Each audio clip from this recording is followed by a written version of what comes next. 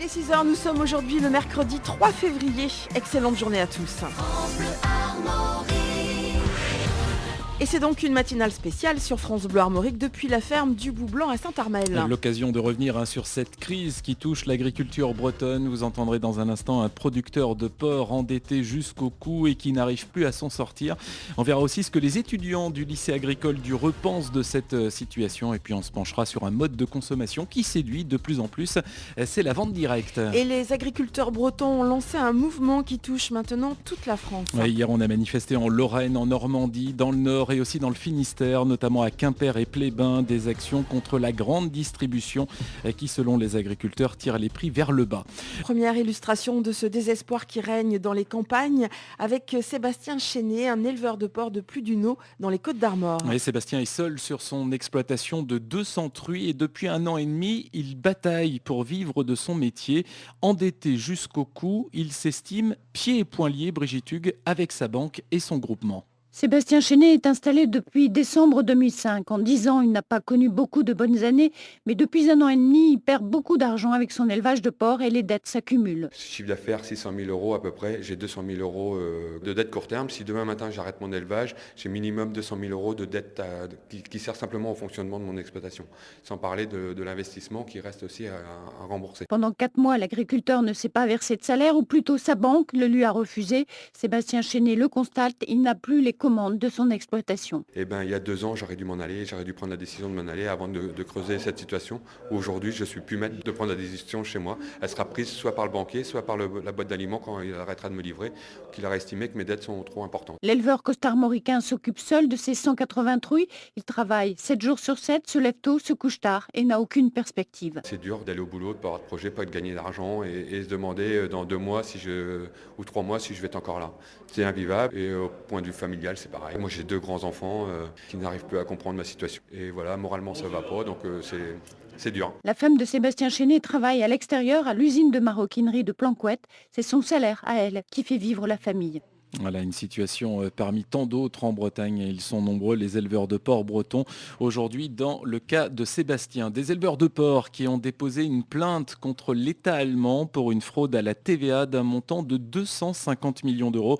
Ils reprochent notamment à l'Allemagne d'encourager ces éleveurs à adopter un système qui leur permet de ne pas reverser l'intégralité de la TVA. Une nouvelle distorsion de concurrence donc aux dépens des producteurs français qui demandent à Stéphane Le Foll et aux eurodéputés d'intervenir sur ce dossier. Stéphane Le Foll qui a indiqué hier qu'il allait envoyer à la Commission européenne ses pistes pour une régulation des marchés laitiers. C'est qu'1 an après la fin des quotas, la production de lait en Europe augmente, alors que dans le même temps, la demande chinoise de poudre de lait ralentit, ce qui fait que les prix du lait se sont effondrés en 2015. Et en matière agricole, Véronique, il y a un mode de consommation, vous le savez, qui séduit de plus en plus, c'est la vente directe. Plutôt que de passer par des intermédiaires, les agriculteurs proposent à leurs clients d'acheter directement chez eux. Romain Roux, vous vous êtes rendu à la ferme des Landes, près de Mur de Bretagne, où on pratique cette vente directe depuis longtemps. Oui, puisque le fondateur André Denoil a rompu avec l'industrie dès 1989. Depuis, la viande est transformée et vendue sur place. Par exemple, dans des pâtés, il y avait du phosphate, du sel nitrité. Vous vous apercevez qu'il y a des problèmes de santé derrière, quoi. Et nous, on a décidé de faire des produits avec des recettes de grand-mère. Aujourd'hui, c'est le fils Yannick qui gère l'exploitation. Son secret, des bêtes nourries avec des céréales riches et élevées sur de la paille. Le cochon, il a un instinct fouisseur. Or, quand il est sur un sol type caillebotis, il peut rien fouir, alors qu'avec la paille, il joue tout le temps dans la paille. Donc il se dépense plus, il consomme plus aussi, il coûte beaucoup plus cher à produire, mais autrement au niveau de la qualité de la viande, on a une très bonne qualité. Un coût de production élevé, oui, mais Yannick s'en sort bien. Les marges vont dans sa caisse, pas dans les supermarchés. Notre prix est déconnecté du marché, le fait qu'on fait la vente directe. Moi j'ai la chance de pouvoir justement adapter mon prix vis-à-vis de nos coûts de production aussi. À la vente, les prix sont les mêmes que dans les grandes surfaces. Le choix est vite fait pour Jean-Noël, un habitué. Ils produisent au même prix que les grandes surfaces, mais avec une plus-value qui est nettement supérieure. Donc on est gagnant-gagnant dans cette affaire, quoi. Les Denoil ne connaissent pas la crise actuelle, mais ils insistent. La vente directe n'est pas une solution miracle. Pour eux aussi, c'est aux industriels d'aider leurs collègues dans l'impasse. Hier, les présidents de la FNSEA et des jeunes agriculteurs ont été reçus par François Hollande, un rendez-vous traditionnel à quelques semaines du Salon de l'agriculture. Sauf que cette année, la rencontre a pris une tournure particulière en raison des nombreuses manifestations. Xavier Belin, le président de la FNSEA, a notamment réclamé une baisse de 10 points des charges sociales pesant sur les agriculteurs. Il a aussi dénoncé une maladresse du préfet de Bretagne qui a chiffré lundi, vous l'avez entendu, à 4 millions d'euros les dégâts causés récemment par les éleveurs en colère. Et vous l'entendrez, Xavier Belin, ce matin sur France Bleu Armorique.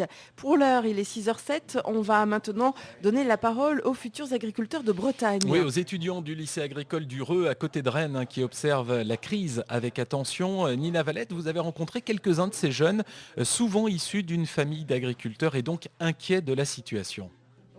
C'est la pause pour Victor, Adeline, Guillaume, Ludivine et Pauline, des étudiants en première année de BTS au lycée agricole du Reux.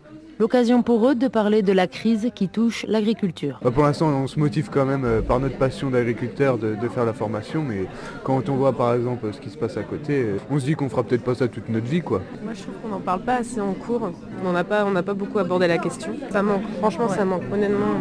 C'est autour d'un jus d'orange que le débat est lancé, chacun partage son inquiétude. L'État il est conscient que sans agriculteurs, il n'y a pas grand-chose derrière, il ne faut pas lâcher tant de... Il y a 2,5 millions, ils ont rajouté 120 millions encore, mais c'est rien, ça fait bien pour les Français sur une exploitation, c'est rien, c'est quelques euros qui arrivent. Et... On entend des gens dire je sais pas où je vais, et pourtant c'est des gens qui ont une femme, des enfants, ils savent pas s'ils vont pouvoir continuer à les nourrir demain, et moi franchement je trouve ça grave. On a l'impression que personne n'en a rien à faire en fait, ils sont en train d'essayer de survivre. Des étudiants inquiets par la détresse de leur aîné, mais loin d'être résignés. Je suis tellement avec l'espoir qu'il y a besoin des agriculteurs que je me dis qu'on peut pas nous lâcher et qu'on sera forcément là demain. Moi je veux m'installer et je m'installerai.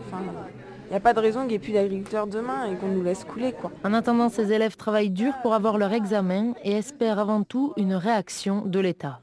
Voilà, nous étions donc au lycée agricole du Reux, à côté de Rennes. France Bleu Armorique matin. Nelly et Hervé, nos leftos, ils sont bien sages autour de cette table. Bonjour Hervé. Bonjour. Bonjour Nelly. Bonjour. Merci déjà de nous accueillir, c'est drôlement sympa de venir s'installer chez vous. Qu'est-ce que ça vous fait? Quelle impression? Qu'est-ce que vous ressentez de voir comme ça tous ces gens de France Bleu Armorique qui débarquent chez vous et qui occupent un peu les lieux? Ça nous change un peu de l'habitude. C'est vrai, vous êtes étonné de voir un peu comment ça fonctionne? C'est surprenant, on va dire l'endroit est surprenant puisque c'est chez nous avec toute cette installation et tout ce monde. On est où à là, cette heure d'ailleurs matinale, ce n'est pas habituel. On se trouve où là d'ailleurs? On est à la ferme. Oui, dans quelle pièce? Donc c'est un ancien poulailler. C'est un ancien poulailler, d'accord. Il n'y a plus de poules dedans. Alors justement, des poulets, vous en avez? Vous en élevez, les poulets de Janzé, c'est bien ça? Plus tout ce qui est les laits, le lait, les vaches, ce que vous avez également. Donc vous faites la traite le matin, le soir, combien de fois par jour? 2 fois par jour. Oui. Et on fait aussi des céréales un petit peu. Et un petit peu de céréales. Pourquoi avez-vous choisi ce métier, Hervé? Je crois que je suis tombé dedans tout petit. Les parents étaient déjà dans Mes l'agriculture? parents étaient agriculteurs. D'abord, c'est la ferme familiale. Déjà au départ, que Déjà vous avez récupéré. Vous étiez plusieurs enfants? Donc on est 3 enfants. Et j'étais le seul intéressé par la ferme. Et les 2 autres, si c'est pas indiscret, que font-ils aujourd'hui? Il y en a un qui est coiffeur à Saint-Armel. Ouais. Et l'autre travaille en entreprise. Et pour vous, Nelly, c'est à peu près la même chose avec des parents dans le monde agricole ou pas du tout? Oui, mes parents étaient éleveurs également. J'ai travaillé 12 ans à l'extérieur et donc je suis tombée sur un mari agriculteur. Par hasard? Oui et non, probablement. Parce qu'on épouse Hervé, on épouse évidemment l'homme, mais on épouse aussi le métier. Tout à fait. Voilà, donc c'était une reconversion professionnelle pour vous, Nelly? Une reconversion est basée vraiment sur un souhait très très fort. Au moment où nos enfants sont arrivés, donc j'ai souhaité revenir à ce qui m'habitait. Au plus profond de vous-même. C'est ça. Combien d'enfants aujourd'hui? Donc 3 enfants. Et de quel âge? 9, 7 et 5 ans. Et ils sont où là? Pour l'instant, ils dorment encore. Donc vous les laissez tout seuls dans la maison là? Ah oui, ils sont tout seuls à la maison, ils se préparent tout seuls et j'arrive 10 minutes avant l'école et je les emmène. Alors la prochaine tâche ce matin, là il est 6h15 exactement. Prochaine tâche pour vous, Hervé, Nelly, qu'est-ce que vous allez faire? Pour moi, ça va être la traite. Et pour Nelly, je pense qu'elle va rester avec vous. Mais c'est bien, en plus Nelly, on vous remercie parce que vous avez eu la gentillesse et la délicatesse de nous préparer des crêpes aujourd'hui. Merci beaucoup. Et à quelle heure vous allez nous laisser pour aller réveiller les enfants ? Ah ben non, ils se réveillent tout seuls. Ils se réveillent tout seuls. Ils ont le radio-réveil. Oh, ils sont autonomes. Ils sont programmés. Ils sont programmés. C'était une commande spéciale sur les enfants. Ils se programment, ils se réveillent tout seuls. Nelly, vous restez avec nous. Hervé, on va vous suivre. Évidemment, Sébastien sera avec vous, ainsi que Martin Bartoletti, pour vivre cette matinée à la ferme. Sébastien est normalement avec nous à l'extérieur. Bonjour Sébastien Gallo. Bonjour, salut à tous. Salut Sébastien. Alors, pas de toc-toc les croissants aujourd'hui. Ça paraît un peu compliqué, mais en revanche, vous allez suivre la vie de la ferme tout au long de la matinée ? Exactement, là on est en train de visiter à l'extérieur un petit peu à l'exploitation avec Nelly. Bon, on vient de voir Hervé qui est passé avec son quad, qui fait le foufou là. Donc il est parti à la traite. Et quant à nous, on est devant un bâtiment dans lequel on a commencé nos travaux donc il y a 1 an à peu près. Et dans lequel nous avons dû stopper nos travaux dans l'attente des perspectives qui seront réservées pour l'agriculture. Parce qu'aujourd'hui, les éleveurs sont bloqués dans leurs décisions. On se demande quel avenir est réservé à l'agriculture. Stéphane Le Foll ainsi que François Hollande ne se positionnent jamais sur les perspectives qui pourraient être apportées sur notre filière. Et ça a des conséquences très graves en matière d'investissement. Pourquoi ce silence ? On se pose la question, est-ce qu'ils souhaitent sacrifier l'agriculture au profit de d'autres secteurs d'activité type, j'en sais rien, le secteur tertiaire ? En ce moment, ils n'arrêtent pas de parler de télécommunications, de nouvelles technologies. On s'interroge beaucoup. Toujours est-il que, quelle que soit leur décision, il est plus que nécessaire à l'heure actuelle qu'ils assument, qu'ils aient le courage de leurs ambitions et de leurs décisions et qu'ils nous disent ce qu'ils veulent pour notre métier. Donc là c'est une future nurserie. Hein. Et ici, c'est une future nurserie. Qui va accueillir quand et quoi ? Donc l'objectif est d'accueillir ici les petits veaux qui sont installés plus bas, mais le but étant d'améliorer les performances techniques. On a quelques petits soucis pulmonaires en bas à gérer à cause d'histoires de ventilation et on souhaite régler ce problème-là dans cette nouvelle nurserie. D'accord, la nouvelle nurserie qui sera finie quand à peu près ? Donc on est en attente. Dès lors qu'on y verra plus clair et qu'on saura si ça vaut le coup d'investir, si demain on pourra être encore là, pas de problème, on finira le bâtiment. Bon, on ira voir les petits veaux tout à l'heure, Nelly ? Oui, il y aurait peut-être le poulet de Janzé juste en face, je ne sais pas. Est-ce qu'on a le temps ? Écoutez, on aura l'occasion peut-être d'y revenir sur le poulet de Janzé que vous élevez donc ici, donc à la ferme du Bout-Blanc à Saint-Armel. Il est 6h30. La colère agricole gronde et s'étend. Dans le Finistère, c'est la grande distribution qui a été visée par les agriculteurs. Ils ont bloqué tout simplement, Thomas Schoner, les accès au parking des supermarchés comme à Quimper. La scène est assez lunaire, il n'y a personne aux caisses, aucun bruit de caddie, juste en fond la bande-son du supermarché. Il y a quand même quelques clients, des gens qui habitent juste à côté et qui sont venus à pied, comme Lucienne. Mais c'est calme. C'est sûr que c'est calme, on n'est pas bousculé. Les commerçants, eux, rigolent moins de la situation. J'en ai perdu, on doit vivre aussi. Donc La plupart ont même baissé le rideau en milieu d'après-midi. Martine tient le bar de la galerie marchande. Pourquoi garder des grilles ouvertes et attendre ? Regardez, il n'y a pas une âme, il y a un client qui passe devant moi là. Il regarde les grilles. C'est bien gentil de mettre des meules comme ça pour empêcher les gens, mais nous on y est pourquoi ? Pour rien. Au contraire, on est avec eux. Mais il ne faut pas empêcher les gens de travailler. Les éleveurs voulaient toucher l'enseigne Carrefour au portefeuille. Martine, elle, estime que son bar a perdu 1 millier d'euros de recettes. Le reportage à Quimper de Thomas Schoner pour France Bleu. Ce matin, France Bleu Armorique s'installe à la ferme. Émission spéciale en direct de Saint-Armel. Et à 6h38, notre première invitée ce matin, c'est Marie-Isabelle Lebars, responsable régionale du pôle installation et transmission à la Chambre régionale d'agriculture. Bonjour. Bonjour. Bonjour Marie-Isabelle Lebars, Véronique le disait, vous occupez de l'installation et de la transmission. On va d'abord parler de l'installation. Est-ce qu'on s'installe encore en Bretagne ? Quelle est la situation ? Oui, on s'installe encore en Bretagne. L'année dernière, on a installé 400 jeunes, sachant qu'aujourd'hui, on sait que l'Ille-et-Vilaine est le premier département français en termes d'installation, avec 124 installations. Donc oui, la région Bretagne continue à installer, même si on a un petit fléchissement par rapport aux années antérieures, avec une bonne dynamique. Et ça s'explique par quoi, ce fléchissement, notamment par la crise qui décourage un peu les vocations? Alors certainement, on sait bien que c'est évidemment les conditions qui tirent l'installation vers le haut, mais bon, on a eu aussi un nouveau dispositif à certaines complexités. Donc à voir un peu au fil du temps, c'est difficile de dire aujourd'hui quelle est la responsabilité effectivement de ce fléchissement. Et ce sont toujours des personnes issues du monde agricole qui s'installent ou est-ce qu'il y a des personnes extérieures? Alors pour 4/5 d'entre eux, ce sont des personnes du monde agricole. On continue à avoir un 5e non issu du milieu agricole. Mais on a toujours des profils extrêmement variés d'agriculteurs et de projets. Et aujourd'hui, il faut absolument passer par exemple par un lycée agricole pour s'installer? Pas nécessairement. On peut avoir un diplôme BPREA, bac professionnel, mais on a aussi des équivalences possibles. C'est aussi l'accompagnement qu'on fait au niveau du dispositif qui existe dans les chambres d'agriculture. C'est un dispositif d'accompagnement à la création reprise d'entreprise qui permet effectivement d'avoir des formations complémentaires, d'avoir au cas où on ne l'est pas la capacité professionnelle pour pouvoir s'installer. Donc il y a des équivalences possibles et on fait bien un accompagnement en fonction du parcours, des besoins et du projet du jeune. Mais si je vous entends bien, aujourd'hui, il faut absolument faire des études avant de s'installer, notamment pour acquérir certains outils. Oui, il y a un minimum effectivement. Nous, on est très vigilants, surtout aujourd'hui, dans ce contexte-là, effectivement, sur l'accompagnement, et on est vraiment sur un message de montée en compétence des chefs d'exploitation de demain.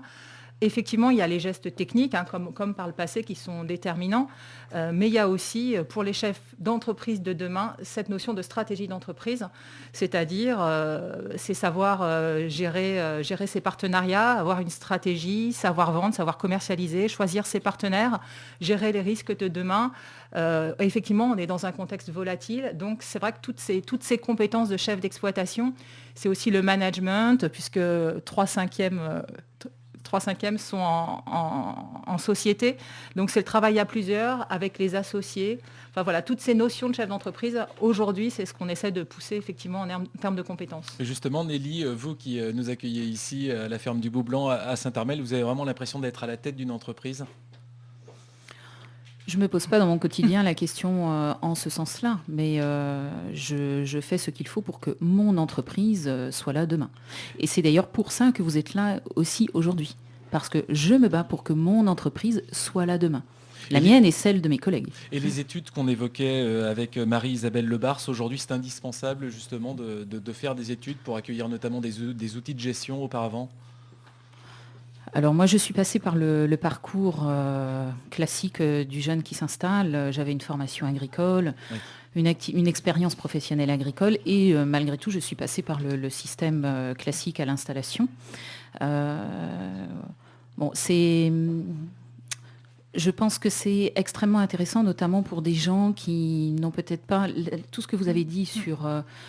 il faut être polyvalent quand on est agriculteur, il faut manager, négocier, gérer, compter, enfin il faut anticiper, il y a tellement de choses sur lesquelles il faut être performant. Aujourd'hui on n'a plus le droit à l'erreur sur tous ces domaines-là et il faut être vraiment très très bien préparé. Le parcours seul d'accompagnement à l'installation ne suffit pas. Alors il y a l'installation et puis il y a aussi le problème de la transmission. Beaucoup d'agriculteurs vont prendre leur retraite dans les années qui viennent. On estime à combien le nombre d'exploitations qui vont être cédées? Donc les données qu'on a, c'est à peu près 50% des exploitations qui seront à transmettre dans les 10 prochaines années. Donc c'est vrai que c'est un enjeu considérable, sachant qu'aujourd'hui, ce qu'il faut intégrer aussi, c'est ce qu'on appelle les départs précoces, avec des gens qui partaient pour des raisons de santé, mais aujourd'hui de plus en plus économiques, et qui éventuellement donc des dépôts de bilan, pas... bref. C'est ça. Donc effectivement, ça fait un pourcentage, alors qu'on ne connaît pas encore, mais très important de fermes à reprendre. Donc c'est un enjeu pour la reprise et pour le modèle de demain qui est vraiment considérable. Ça veut dire qu'on va se diriger vers des fermes de plus en plus grandes dans l'avenir? C'est un peu des regroupements. C'est un peu ce qui se passe aujourd'hui, mais sachant que nous, au niveau des chambres d'agriculture, ce que je vous disais, c'est qu'on travaille pas comme ça. On vraiment toutes les fermes qui sont libérées, on essaye de voir quelle potentialité de reprise elle a, qu'elle soit grande ou petite. c'est pas une question de taille, c'est vraiment une question de viabilité économique. Et il y a des petites fermes qui ont des stratégies aujourd'hui de haute valeur ajoutée. Et c'est vraiment, nous, notre quotidien, c'est vraiment de permettre à un maximum de cédants de transmettre leur ferme à la reprise à des jeunes et non pas forcément... La stratégie installation, elle doit être prise en compte dans toutes les fermes. Nelly Aubry, vous nous disiez ce matin que vous avez 3 enfants. Est-ce que l'un d'entre eux a l'intention de reprendre la ferme pour l'instant ? Je ne suis pas en train de dire à mes enfants, je vais vous former pour être agriculteur. Moi, l'éducation que j'apporte à mes enfants, l'objectif, c'est qu'ils aient, chacun d'entre eux, une vision très élargie sur ce qui se passe dans le monde, les métiers qui existent. Ils feront leur propre choix avec l'éducation qu'on pourra leur financer. Voilà, ma priorité, elle est là. S'ils choisissent le métier d'agriculteur, on les accompagnera. On les mettra aussi en garde. Parce qu'il faut être vraiment... Armé et solide. Mais est-ce que vous pourriez vivre mal le fait qu'aucun de vos 3 enfants ne reprenne l'exploitation ? Pas du tout.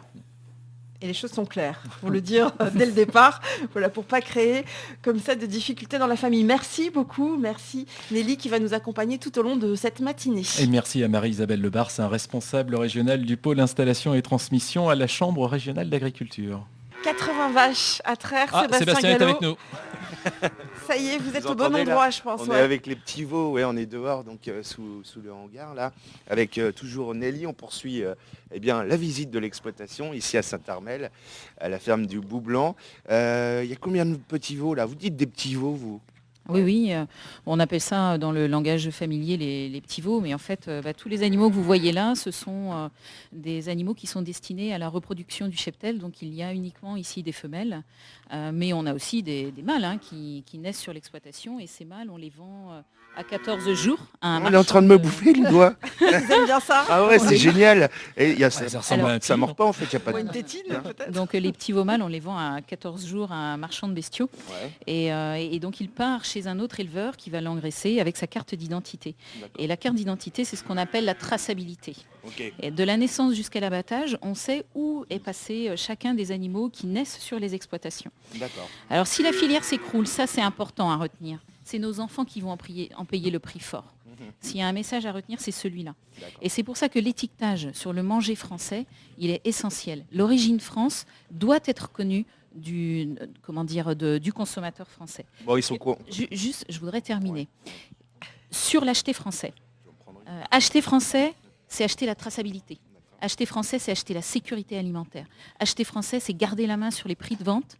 Acheter français, c'est acheter l'entretien du territoire et des paysages.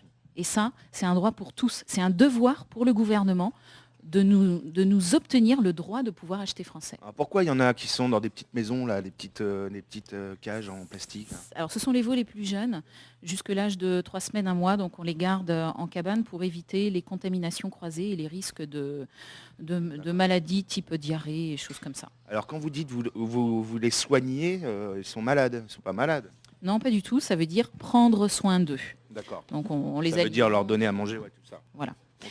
Et si j'ai encore un petit peu de temps, donc c'est le marchand de bestiaux qui intervient sur l'exploitation.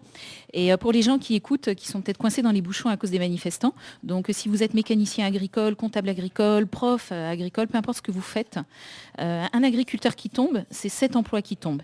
Et nous, on se bat pour éviter ça. Merci pour la petite visite, Nelly. Prochaine étape, nous allons continuer la visite ici. À la ferme du Boublanc, donc à Saint-Armel, direction Nelly ? Direction La Traite. Allez. Direction La Traite. Nelly avec une sacrée personnalité. Ouais. Mais il en faut dans ce métier. On a bien compris que les femmes ont leur place, mais qu'en même temps, il faut de fortes personnalités aussi. France Bleu Armorique. Saint-Armel, pas loin de Saint-Herblon, pas loin de Cornu non plus pour une émission spéciale aujourd'hui. Il est 6h53 et nous avons en ligne Mickaël Berthelot. Bonjour Mickaël. Bonjour Véronique. Alors vous êtes à Cornu. C'est pour ça qu'on l'entend bien, alors c'est juste à côté. Oui, il est juste à côté. Il a hésité d'ailleurs, Mickaël. Hier quand on a pris contact tous les deux, vous m'avez dit je viens pas. Et puis finalement vous aviez vos activités aussi, mais on est ravis de vous accueillir, même par téléphone. Les jardins du Châtaignier, légumes et fruits rouges. C'est un autre concept. Ici on est dans une ferme, on fait du lait. Et chez vous, plutôt des cultures maraîchères. Pourquoi ce choix, Mickaël ? C'est par goût d'abord. Moi j'ai moins la fibre éleveur, je suis plus intéressé par tout ce qui est production végétale en général. Ouais. Donc les légumes, j'en fais une centaine de différents sur l'année, et puis des céréales aussi. Voilà, c'est un goût pour toutes ces cultures et toute l'agronomie qu'il y a autour. Alors, libre cueillette, c'est-à-dire qu'on arrive avec son panier et on vient ramasser les légumes chez vous, Mickaël. Voilà, c'est ça. Donc il y a des formules classiques comme la plupart des maraîchers, mes collègues en bio, là, il y a des paniers toutes les semaines. Et puis chez moi, la particularité, c'est qu'il y a la cueillette l'été. Donc il y a moyen de venir sur la ferme à partir du mois de mai et puis faire sa cueillette de petits fruits, de fraises surtout, et puis d'une vingtaine de légumes autrement. Et puis c'est bien, on est sur place, on voit pousser les légumes, on voit vraiment à quoi ça ressemble, sur quoi ça pousse. Parce que après, dans les magasins, on les achète, ils sont déjà cueillis. Là, on voit la feuille, on voit la plante, c'est quand même très intéressant. Vous avez des points de vente à la ferme et vous faites quelques marchés aussi, Mickaël ? Alors je fais le marché de Verne, justement, à côté. Tout ça, on est à 5 minutes de Saint-Armel, 10 minutes au sud de Rennes. Et puis Verne, je reste dans un rayon de 10-15 km autour de la ferme pour écouler tous mes produits, en fait. Oui. Alors, c'est l'agriculteur qui parle ce matin. C'est aussi le communicant parce que du coup, vous rencontrez le public qui vous rachète vos fruits, vos légumes. Qu'est-ce que vous aimez plus, le métier d'agriculteur ou le contact avec les consommateurs ? C'est le mélange de tout ça, en fait. Moi, je suis pas originaire du milieu agricole, mais le milieu agricole, c'est quelque chose qui est très, très prenant, en fait. On touche à tout. Donc je suis maraîcher, je suis aussi comptable, mécanicien, commerçant, un petit peu de tout. Mais c'est vrai que le contact avec le public, pour moi, c'est intéressant. Qu'est-ce que vous faisiez avant, Mickaël ? Moi, j'étais technicien agricole avant. Ah oui, vous étiez quand même dans le milieu agricole. De sillonner les fermes et les campagnes dans le département et dans l'Ouest. Bien. Mickaël, merci. Donc c'est les jardins du Châtaignier. C'est à Cornu. Oui ? Et pour compléter, du coup, il y a la cueillette l'été, mais toute l'année, on a un magasin de producteurs à la ferme. On est une trentaine de producteurs bio et locaux dans un rayon de 10 km, toujours au sud de Rennes, pour avoir toute la diversité, en plus des légumes qu'on peut faire. On a les farines, les boissons, les viandes. Voilà, donc on s'est tous regroupés sur la ferme pour offrir un panel beaucoup plus large, du coup. Sympa. On a votre numéro, si ça intéresse des auditeurs. Voilà. Donc merci, Mickaël. Cueillette bio, Rennes. À très bientôt, belle journée, bon courage. Bonne journée. Et à bientôt, au revoir. Il est 7h, nous sommes aujourd'hui le mercredi 3 février. Excellente journée à tous. Et c'est donc une matinale spéciale sur France Bleu Armorique depuis la ferme du Bout-Blanc à Saint-Armel. Première illustration de ce désespoir qui règne dans les campagnes avec Philippe. C'est un prénom d'emprunt. Il est éleveur de porc dans le secteur de Lamballe. Oui, Philippe a 45 ans et père de famille de 3 enfants et donc éleveur de porc. Mais aujourd'hui, son exploitation de 500 truies est en dépôt de bilan. Il ne gagne plus d'argent, Céline Guettaz, et les dettes s'accumulent. Pour vous montrer des cas concrets, donc aujourd'hui je suis arrivé, je perds en moyenne entre 18 et 20 000 euros d'argent par mois.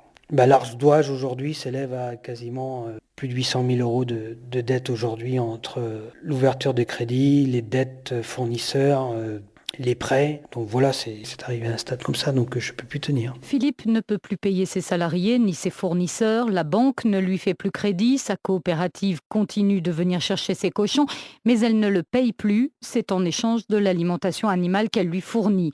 Cette descente aux enfers a débuté il y a un peu plus d'1 an avec l'effondrement des cours du porc. Philippe a cru un sursaut l'été dernier avec la mise en place d'un prix plancher à 1,40 € le kilo. Mais ça n'a pas duré parce que les coopératives, dit-il, ont cédé face aux grandes surfaces. Les coopératives qui, selon Philippe, ont lâché les agriculteurs. Chaque coopérative travaille dans son intérêt et non plus dans l'intérêt des agriculteurs, puisque quand il y en a un qui est en difficulté, c'est pas grave, on le laisse sur la touche. Et puis c'est pas grave, ils se disent de toute façon on va retrouver un autre couillon, comme j'appelle ça. Moi, c'est la coopérative qui compte avant tout. Et leur unité, ce sont plus les agriculteurs. Seule consolation pour cet éleveur, depuis quelques années déjà, il a diversifié ses activités en créant une entreprise de travaux agricoles et une société de transport routier. Il espère seulement que ces 2 entreprises ne seront pas liquidées pour rembourser les dettes de son exploitation. Un autre éleveur laitier, Cédric Henry, 38 ans. Cédric est agriculteur à Pimpon et on l'a vu sur les barrages ces derniers jours. Seulement, même pendant les actions, il faut continuer à faire tourner l'exploitation. Entre 2 manifs sur les routes bretonnes, Cédric revenait s'occuper de ses vaches, Manuel Refez. Fin d'après-midi hier, ça s'active dans la salle de traite de l'exploitation de Cédric Henry à Pimpon. Cette salle de traite, il en est fier, les vaches prennent place sur une plateforme rotative. Fier, sauf que l'investissement est lourd et le remboursement pour encore plusieurs années alors qu'aujourd'hui, chaque euro compte. On peut aller les voir les bêtes? Oui, on va y aller. Allez-y. Ça couine, on a plus les moyens de mettre de l'huile sur les gonds de nos portes. Un trait d'humour, mais pas très loin de la vérité, depuis qu'il vend son lait en dessous du prix de revient. Ah bah là oui. Depuis à peu près l'été dernier, on était à la rupture l'été dernier d'un schéma de prix et voilà, on est passé en dessous notre coût de production. On a puisé dans nos petites trésoreries qu'on avait et là maintenant nos trésoreries sont dans le négatif et donc là on ne sait pas clairement comment on va réussir à aller jusqu'à l'été prochain. Cédric Henry estime à 50 000 € la dette accumulée à court terme, mais ce qui le blesse le plus, c'est le sentiment d'abandon. Nos ministres bretons qui sont au gouvernement à Paris nous laissent tomber, on est complètement à l'abandon. Monsieur Le Foll n'est plus ministre de l'Agriculture et porte-parole du gouvernement. Monsieur Le Drian n'est même pas au courant qu'on a des difficultés en Bretagne. Cédric Henry a déjà connu la crise du lait de 2009, mais il soutient que celle-là est pire encore. Ce matin, France Bleu Armorique s'installe à la ferme. Émission spéciale en direct de Saint-Armel. Alors, Sébastien Gallo n'est pas au milieu des vaches. Il me dit non, c'est pas la traite pour moi. Alors c'est quoi, Sébastien? Alors je suis avec Nelly là, toujours avec Nelly. Vous ne vous quittez plus tous les deux? Non, on ne se quitte plus, c'est une grande histoire. On en profite puisque Hervé est toujours en quad là. Il est plus... Je plaisante. Alors là, on est dans le poulailler, c'est ça, hein, Nelly. Il faut se laver les bottes d'abord, entrer. Voilà, en fait, on les lave pas, on les désinfecte pour éviter de contaminer les futurs poussins qui vont rentrer vendredi dans ce bâtiment. Oui, j'allais dire, il n'y a pas grand monde là. Non, pour l'instant, c'est vide et pas chauffé. C'est dommage, à 2 jours près, on aurait eu 30 degrés, plein de petits poussins, mais voilà, donc on peut imaginer ce que ça donne. C'est très agréable. Alors comment ils arrivent les poussins? Ils ont quel âge? Tout petit? Ah oui, ils arrivent à la naissance, hein, donc voilà. Et on les accueille dans des conditions particulières pour que le démarrage se passe bien, avec des températures très très chaudes, de l'aliment par terre et pas dans les auges pour les aider à picorer plus facilement. Et concernant le poulet de Janzé, je voulais donner une petite précision qui est importante dans la relation avec le producteur. C'est que le poulet de Janzé ainsi que l'abatteur SNV, donc ils ont tout compris à comment fonctionner dans la filière, puisque l'abatteur a communiqué au poulet de Janzé une revalorisation des prix du kilo acheté dans le but de remercier les éleveurs, apporter sa reconnaissance par rapport à la qualité du produit notamment. Et le poulet de Janzé a redescendu cette information et donc va répercuter l'argent donné par l'abattoir aux éleveurs. Et ça, c'est un signe fort, comme quoi ils ont tout compris sur comment doit marcher la filière. C'est pas tellement quel est le type de production qu'on fait, c'est comment doit fonctionner la filière entre les différents maillons, abatteurs, distributeurs et producteurs. Et j'ai appris, Nelly, que les poussins avaient un diamant au bout du bec. Oui, c'est exact. Pour casser la coquille. Donc à la naissance, ça c'est pour sortir de la coquille, quoi. Si vous pouvez nous en monter un en bague. On va se faire une bague de bec. Ouais, tu vas être déçu, c'est tout petit. Bah oui, mais bon, comme il y en a plein, il n'y a pas de souci. Bon, allez, prochaine étape, tout à l'heure, 8h moins 20. On va aller se balader du côté de la traite, la salle de traite, donc tout à l'heure avec Hervé. Hein. Oui, c'est ça. France Bleu Armorique. 7h21 sur France Bleu Armorique. Notre invité ce matin, René Louaille, agriculteur à la retraite de Collinet, ancien conseiller régional et membre du bureau de la Commission agricole nationale d'Europe Écologie Les Verts. Bonjour. Bonjour. Bonjour René Louaille, je vous pose la question toute simple. Cette crise agricole, à qui la faute? À qui la faute? La faute, elle est multiple, mais ce qu'il faut savoir, c'est que la crise, elle est extrêmement importante. Elle touche tous les secteurs d'activité, mais tous les agriculteurs ne sont pas en difficulté. Ce qu'il faut dire, c'est que ces dernières années, il suffit de relire la presse agricole, c'est qu'on nous a fait croire effectivement qu'il y avait une forme d'Eldorado du marché mondial, en particulier sur les questions laitières. Il y a eu effectivement un encouragement à l'augmentation de la production et de la productivité. Il suffit de regarder les élevages qui ont été construits. Et donc, effectivement, on a un marché qui est aujourd'hui en surproduction, que ce soit dans le domaine du lait, dans le domaine du porc, une partie des productions. Et donc, effectivement, il y a effondrement des cours. Et donc, ce qu'il faut bien comprendre, c'est que l'Union européenne n'a pas su anticiper la situation qu'on vit actuellement. C'est pas une situation qui est propre à la situation bretonne. Et donc, effectivement, on aurait pu imaginer, en particulier, que le ministre de l'Agriculture et le président de la République soient beaucoup plus européens. Ça veut dire qu'ils, remettent à fonctionner correctement les outils de gestion, ce qu'on appelle les organisations communes de marché, de façon à faire de la prévision, ce qui n'a pas été le cas. Et on voit bien aujourd'hui que ce n'est pas uniquement par l'addition des enveloppes d'aide à l'agriculture, parce que l'agriculture et les aides, c'est tout à fait normal, on pourra en discuter, mais c'est vrai aujourd'hui que c'est une question aujourd'hui de régulation des marchés, et c'est bien la responsabilité, elle est bien là.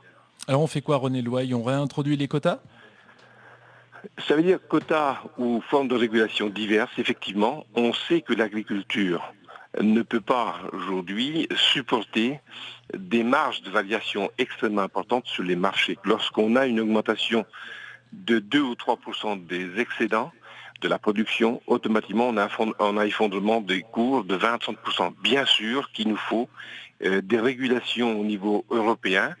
Il nous faut effectivement, on a des outils qui doivent refonctionner, c'est le système douanier au niveau européen. Je suis profondément européen et c'est au niveau européen qu'on peut trouver une ou des solutions aux crises qu'on vit. Mais vous savez aussi, René Louaille, qu'à l'heure de la mondialisation, il y a le problème chinois, par exemple, les Chinois qui demandent de moins en moins, par exemple, de lait en poudre. Donc le problème n'est pas qu'européen. Je vous ai bien dit, le problème n'est pas qu'européen. La seule chose, c'est qu'au niveau européen, on a un standard aujourd'hui qui est beaucoup plus élevé que le niveau, de l'extérieur, c'est-à-dire sur le marché mondial. D'ailleurs, le marché mondial des produits agricoles, c'est moins de 10%. Et 70% des exportations, c'est les vins et spiritueux, c'est pas forcément le lait ou le porc, quoi qu'on en dise. Donc, ce qu'il faut bien comprendre aujourd'hui, c'est que le marché extra-communautaire, c'est un marché qui est extrêmement fragile, avec des prix qui sont extrêmement volatiles. Regardez la situation en Nouvelle-Zélande aujourd'hui, la situation des producteurs de lait en Nouvelle-Zélande. Donc ça veut dire qu'aujourd'hui, effectivement, on doit privilégier le marché européen, parce qu'on importe des produits sur le marché européen. Ça, c'est la première chose. La deuxième chose, il nous faut des outils qui nous permettent, et ça devrait dans le cadre de la nouvelle loi de régulation économique, de façon qu'on ait une bonne répartition des marges avec les différents secteurs de la filière, de façon que ce ne soit pas uniquement les producteurs qui trinquent. Ça, c'est une chose. Et puis, il faut bien aujourd'hui qu'on avance sur la question de la solidarité au niveau des territoires. C'est pas en prenant la ferme du voisin qu'on va effectivement s'en sortir, c'est bien par la solidarité entre les agriculteurs. On ne doit pas laisser les plus fragiles sur le bord de la route, on doit justement au contraire organiser la solidarité à l'échelon des territoires pour permettre à l'avenir pour l'ensemble des productions et des agriculteurs. Merci beaucoup René Louaille, ancien conseiller régional et membre désormais du bureau de la Commission agricole nationale d'Europe Écologie Les Verts. Sébastien Gallo, alors il n'y a pas Toc Toc aujourd'hui, c'est un peu particulier puisque c'est une émission spéciale. Sébastien, ne me dites pas que vous êtes en compagnie encore de Nelly. Si, toujours encore en compagnie de Nelly. Aussi, On est en train de regarder en fait Hervé bosser. C'est pas mal. Bien aussi les hommes au boulot. Ouais, c'est vrai, elle a raison. Alors là, on se trouve, Nelly, dans la salle de traite. Il y a combien de vaches là, qui se font traire actuellement? Donc il y a 80 vaches. Et donc c'est l'endroit où on extrait le lait. Et il faut savoir ici que chaque litre de lait produit nous coûte 36 centimes d'euros à produire. Et nous le vendons actuellement 27 centimes d'euros. Il y a un gros problème. Et si on vend à ce prix-là, c'est simplement parce qu'il y a trop de lait sur le marché mondial. Je rejoins René Louaille, il faut de la régulation. Et pour avoir de la régulation, à part François Hollande, qui est le VRP de la France, à part lui qui peut aller taper du poing sur la table pour imposer la régulation à l'Europe, je ne vois pas qui d'autre peut le faire. Et l'autre chose, c'est le partage de la marge. On sait que les prix en magasin à l'heure actuelle sont restés les mêmes depuis plusieurs mois. Et pourtant, nous, le prix payé aux producteurs, il s'effondre. Ou par l'argent. Il faut de la transparence. Et là encore, c'est le rôle de l'État que de taper du poing sur la table, encore une fois, pour imposer à l'Assemblée nationale de voter des textes de loi qui nous permettront d'avoir plus de transparence et donner du poids aussi aux organisations professionnelles pour qu'ils puissent avoir un vrai pouvoir de décision en accord avec l'industriel sur la définition du prix de la grille de paiement. Elles sont contentes, Hervé, de se faire traire, les vaches? Elles attendent ça ou pas? Le matin, elles attendent ça, hein, elles ont la mamelle qui est pleine, donc faut les soulager, quoi. Donc moi, je voulais revenir sur ce que Nelly a dit. Je voulais donner un exemple. Je vais vous parler du lait bio. Le lait bio, la consommation du lait bio augmente de 8% tous les ans. Et pourtant, la production ne suit pas, donc il y a un manque de lait bio. Et pourtant, le prix payé aux producteurs baisse. Il est en baisse actuellement. Donc c'est bien la preuve que les industriels profitent de nous. C'est l'esclavage moderne, hein. Pour résumer les choses. On est spolié par les industriels et les distributeurs. Ça suffit. L'État a un rôle à jouer là-dedans, sur ce point-là. Pour le reste, on peut se débrouiller dans la filière. Mais il faut un encadrement de ces règles-là, de fixation de prix. Ça y est, là, c'est fini? Il en reste encore une dizaine à traire, hein, donc ça fait presque 1 heure que j'y suis là. Prochaine traite, c'est quand, Hervé? Donc c'est ce soir vers 5h. Ça dure combien de temps là? Donc en tout, on met 1 heure pour 70 vaches là, à peu près. Bon là, je mets un peu plus de temps parce que je vous écoute. Au moins, elles font du bon lait, ça c'est rassurant. Ah ouais, ça c'est du très bon lait. Est-ce qu'elles nous écoutent aussi les vaches? Mais oui, justement, elles nous écoutent les vaches. C'est pour ça qu'elles font du bon lait. Il paraît que ça marche avec la musique classique, elles aiment bien. Ah oui, aussi peut-être. Ouais, on va les masser au cidre aussi. Pourquoi tu veux qu'on les masse? Tu veux pas, je suis comme ça moi. Si tu veux, Seb, comme on a fini tous les deux, tu as peut-être du temps pour nettoyer les lavettes. Allez, je m'y mets, j'attrape les balais, tout ça, et puis... je vais rentrer des vaches, comme ça tu vas pouvoir en traire une. Oh non. C'est du cœur. Effrayant. Ah bah dis donc, ça sera une grande première. Bon voilà, donc ici, comment ça se passe? Dans la salle de traite à la ferme, donc du Boublanc à Saint-Armel. Eh bien c'est parfait, allez, bon courage Sébastien, vous êtes bien encadré. Merci. Avec Nelly et Hervé, tout va bien se passer, on vous rassure. France Bleu Armorique. On a connu Martin fait de la radio, on a connu Martin sur un site de rencontre tout à l'heure. Martin à la plage. Voilà, et voici Martin dans les habits d'un agriculteur. Vous les avez endossés, ces habits d'agriculteur Martin, le temps d'une demi-journée. Oui, j'avais rendez-vous lundi matin, donc ici même à la ferme du Boublanc à Saint-Armel. L'idée, c'était de suivre comme un petit canard finalement Nelly et Hervé pour voir comment se déroule une matinée de travail à la ferme. J'ai un peu mis la main à la pâte, pas grand-chose à vrai dire, mais au final, c'était une belle rencontre. Vous allez l'entendre, le tutoiement d'ailleurs a très vite remplacé le vouvoiement. J'ai beaucoup appris sur leur métier. Et premier enseignement, comme en radio, il faut se lever très très tôt quand on est agriculteur. Partagez une tranche de vie. Jusqu'à 10h, émission spéciale agriculture à la ferme. Un réveil tout en douceur lundi matin, mais une question, à quelle sauce les deux agriculteurs vont-ils me manger? Plus le temps d'y réfléchir, c'est parti, direction Saint-Armel. Il est 6h, nous sommes aujourd'hui le lundi 1er février, très belle journée à tous. Grâce à la radio, mes paupières ne tombent pas sur le trajet et en arrivant à la ferme du Boublanc, le sourire de Nelly me rassure un peu. Bonjour. Martin, enchanté. Merci de me recevoir à cette heure-ci matinale. Oui, ça va. Vous nous en sortez bien. On a des copains qui commencent beaucoup plus tôt que ça. Un petit café rapide et il faut rejoindre les 73 vaches. Pas dans cette tenue. Je troque mes baskets pour des bottes et Hervé me prête une belle côte verte. Allez, on y va. Première étape, la traite des vaches. Il est 6h35 et le couple d'agriculteurs lance les machines.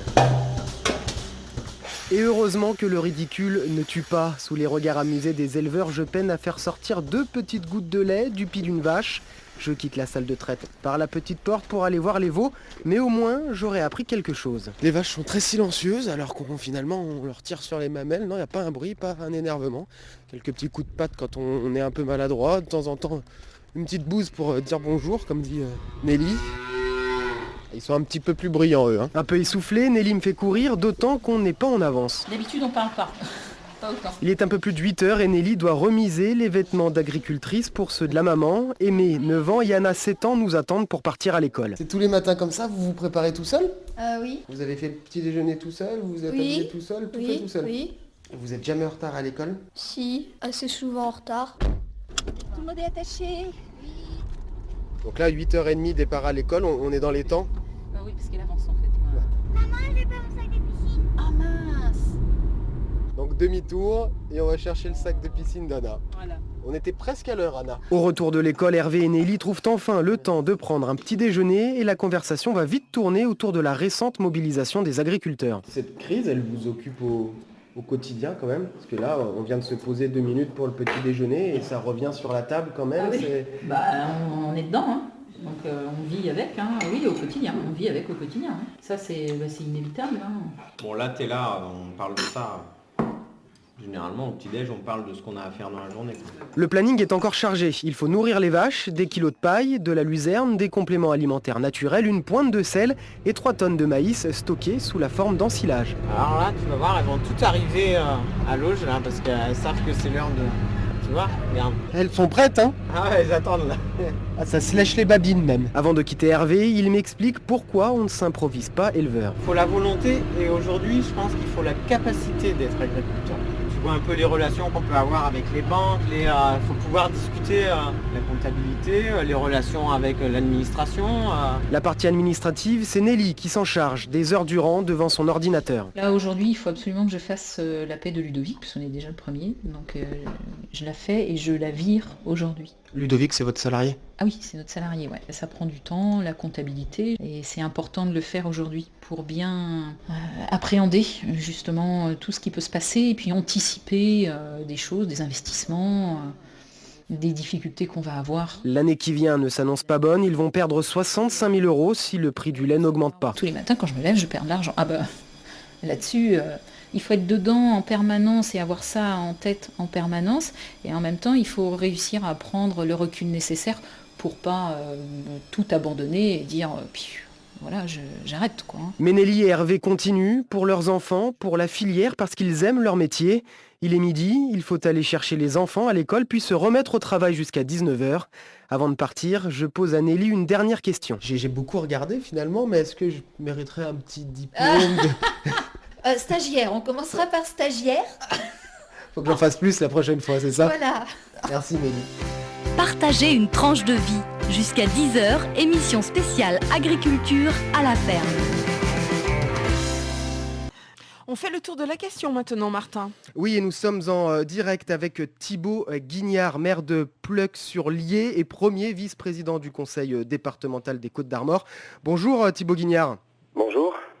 Alors vous avez fait une formation agricole, un bac production porcine, puis un BTS production laitière. Et finalement, vous vous retrouvez élu. Pourquoi vous avez changé de voie ? Tout d'abord parce qu'à la fin de mes études au lycée agricole de la ville d'Avy, il n'y avait pas de ferme à reprendre dans ma famille, puisque je ne suis pas fils d'agriculteur. Et donc je me suis orienté vers la communication des entreprises. Et puis m'étant intéressé à la politique, je suis devenu collaborateur d'élus, collaborateur de députés et de députés au Parlement européen, avant de devenir moi-même élu.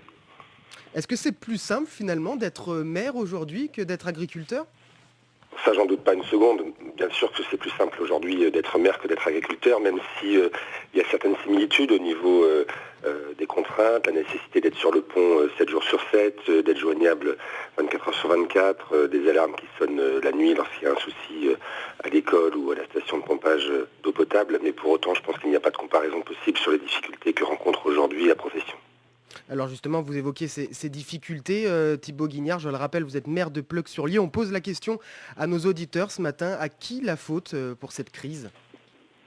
Moi, je pense que la responsabilité est partagée, mais qu'il y a sans doute quand même plusieurs responsabilités sur la chaîne de transformation et de production. Je m'explique par là. Les agriculteurs ont souvent l'occasion de dire nous ne voulons pas des aides, nous voulons des prix. Et aujourd'hui, il manque, prenons l'exemple du porc, 30 centimes d'euros par kilo pour qu'un éleveur soit rémunéré correctement. C'est-à-dire qu'aujourd'hui, le porc est payé 1,10 € et il faudrait 1,40 € pour qu'un agriculteur gagne sa vie.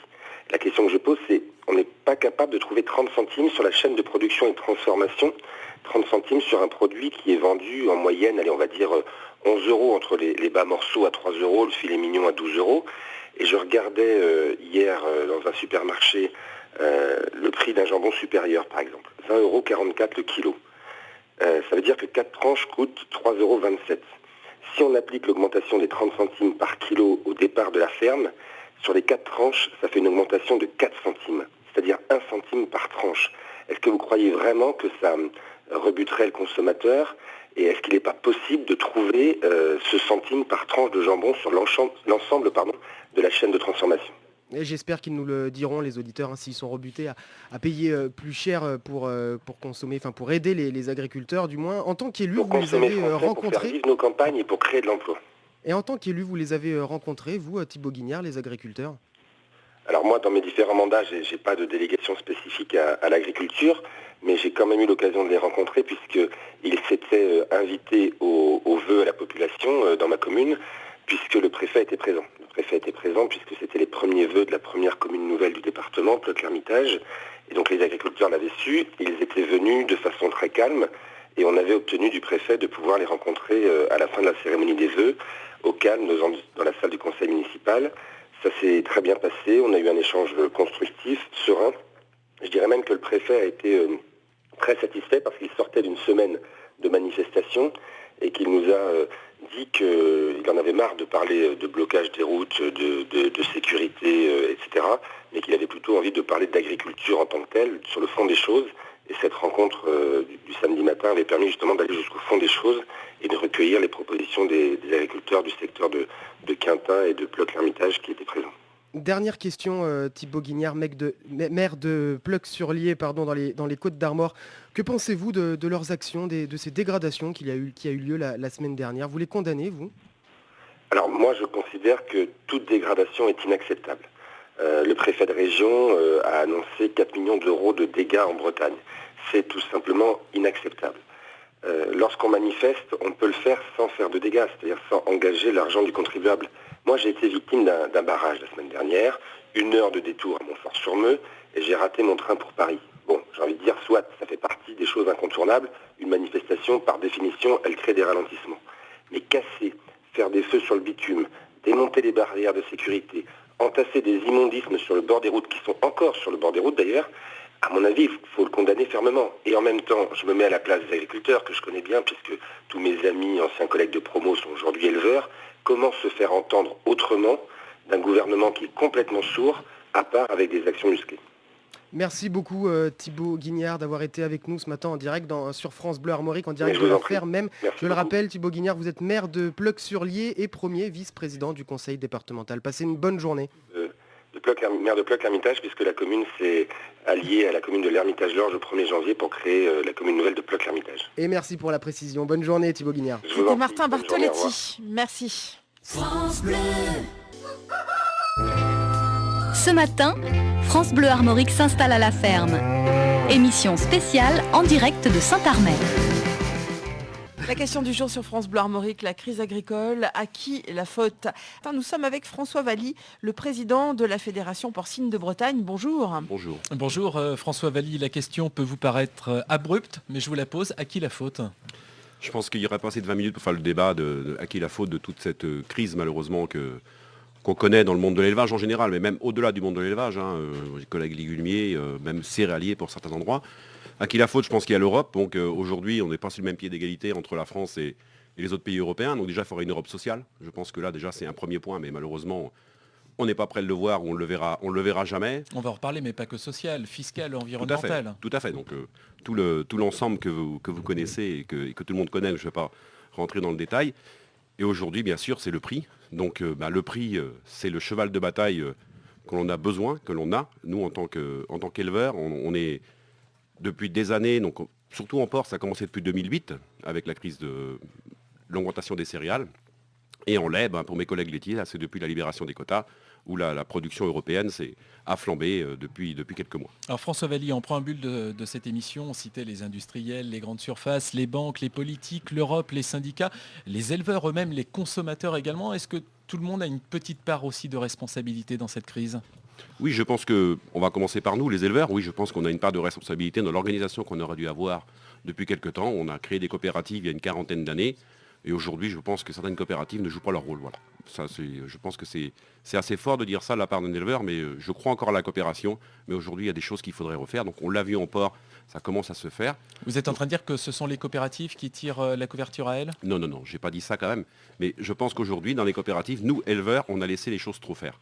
On a trop délégué. Et aujourd'hui, si vous voulez, si je prends pour la production porcine, par rapport aux abattages, par rapport à la transformation, par rapport à la GMS, aujourd'hui, il y a des lois qui ont été votées aussi, et des choses qui ont avancé. Et malheureusement, ça s'est retourné contre nous, éleveurs, sur le marché français. Et une autre partie aussi, donc pour le consommateur, c'est tout ce qui est le consommer local, le consommer français surtout, le manger français, qui est important. Et là, je pense que le consommateur ne va pas assez sur le manger français. Il y a un manque de patriotisme que, si on prend nos collègues allemands ou espagnols, ils protègent bien leur marché. Les consommateurs de ces pays-là mangent l'origine. Et nous, en France, c'est surtout le prix. Et on le voit, on a perdu dans la chaussure, dans plein de choses. Aujourd'hui, il n'y a plus de fabrication française. Et je pense que si on continue comme ça, demain, il n'y aura plus d'élevage breton et français. C'est bien que vous parliez des consommateurs, François Valli, parce que je pense qu'on en a quelques-uns au téléphone, Véronique, au 02 99 67 35 35. Je rappelle le numéro. On a des consommateurs, on a aussi des professionnels. Anthony est avec nous à Cadin. Bonjour Anthony, et merci d'être avec nous ce matin. Bonjour. Vous avez suivi une formation agricole, vous êtes installé comme petit producteur bio. Vous nous dites que, bon, ça va, tant mieux, vous vivez bien. Mais alors, pour revenir sur votre parcours, vous considérez qu'à l'école, il n'y a aucune réflexion sur ce problème. On n'entrevoit pas le futur, c'est ça? Oui, moi ce que je voulais dire, voilà, c'est l'échec de tout un système. Tout un système, ça fait plus de 20 ans qu'on voit qu'il faut changer de système, aller vers quelque chose qui correspond plus aux demandes des consommateurs, aller vers justement une production plus respectueuse de l'environnement. Quand on voit la qualité des eaux en Bretagne, l'eau servie au robinet, ça devient une catastrophe. De santé publique qui ne sont pas du tout prises en compte. Ça a un impact pour la santé de tous les gens, le nombre de cancers et chez les agriculteurs. Moi, ce que j'ai vu justement en formation agricole, c'est qu'il n'y a aucune anticipation. J'ai vu moi des jeunes reprendre des fermes des parents, voir les profs rigoler dans leur barbe en disant « Ah, il va reprendre la ferme de ses parents ». On voyait les crises arriver et aucune réflexion sur qu'est-ce qu'on va faire, quels sont les leviers sur lesquels on peut jouer pour faire baisser les intrants, pour justement, est-ce qu'il faut partir vers une filière de qualité.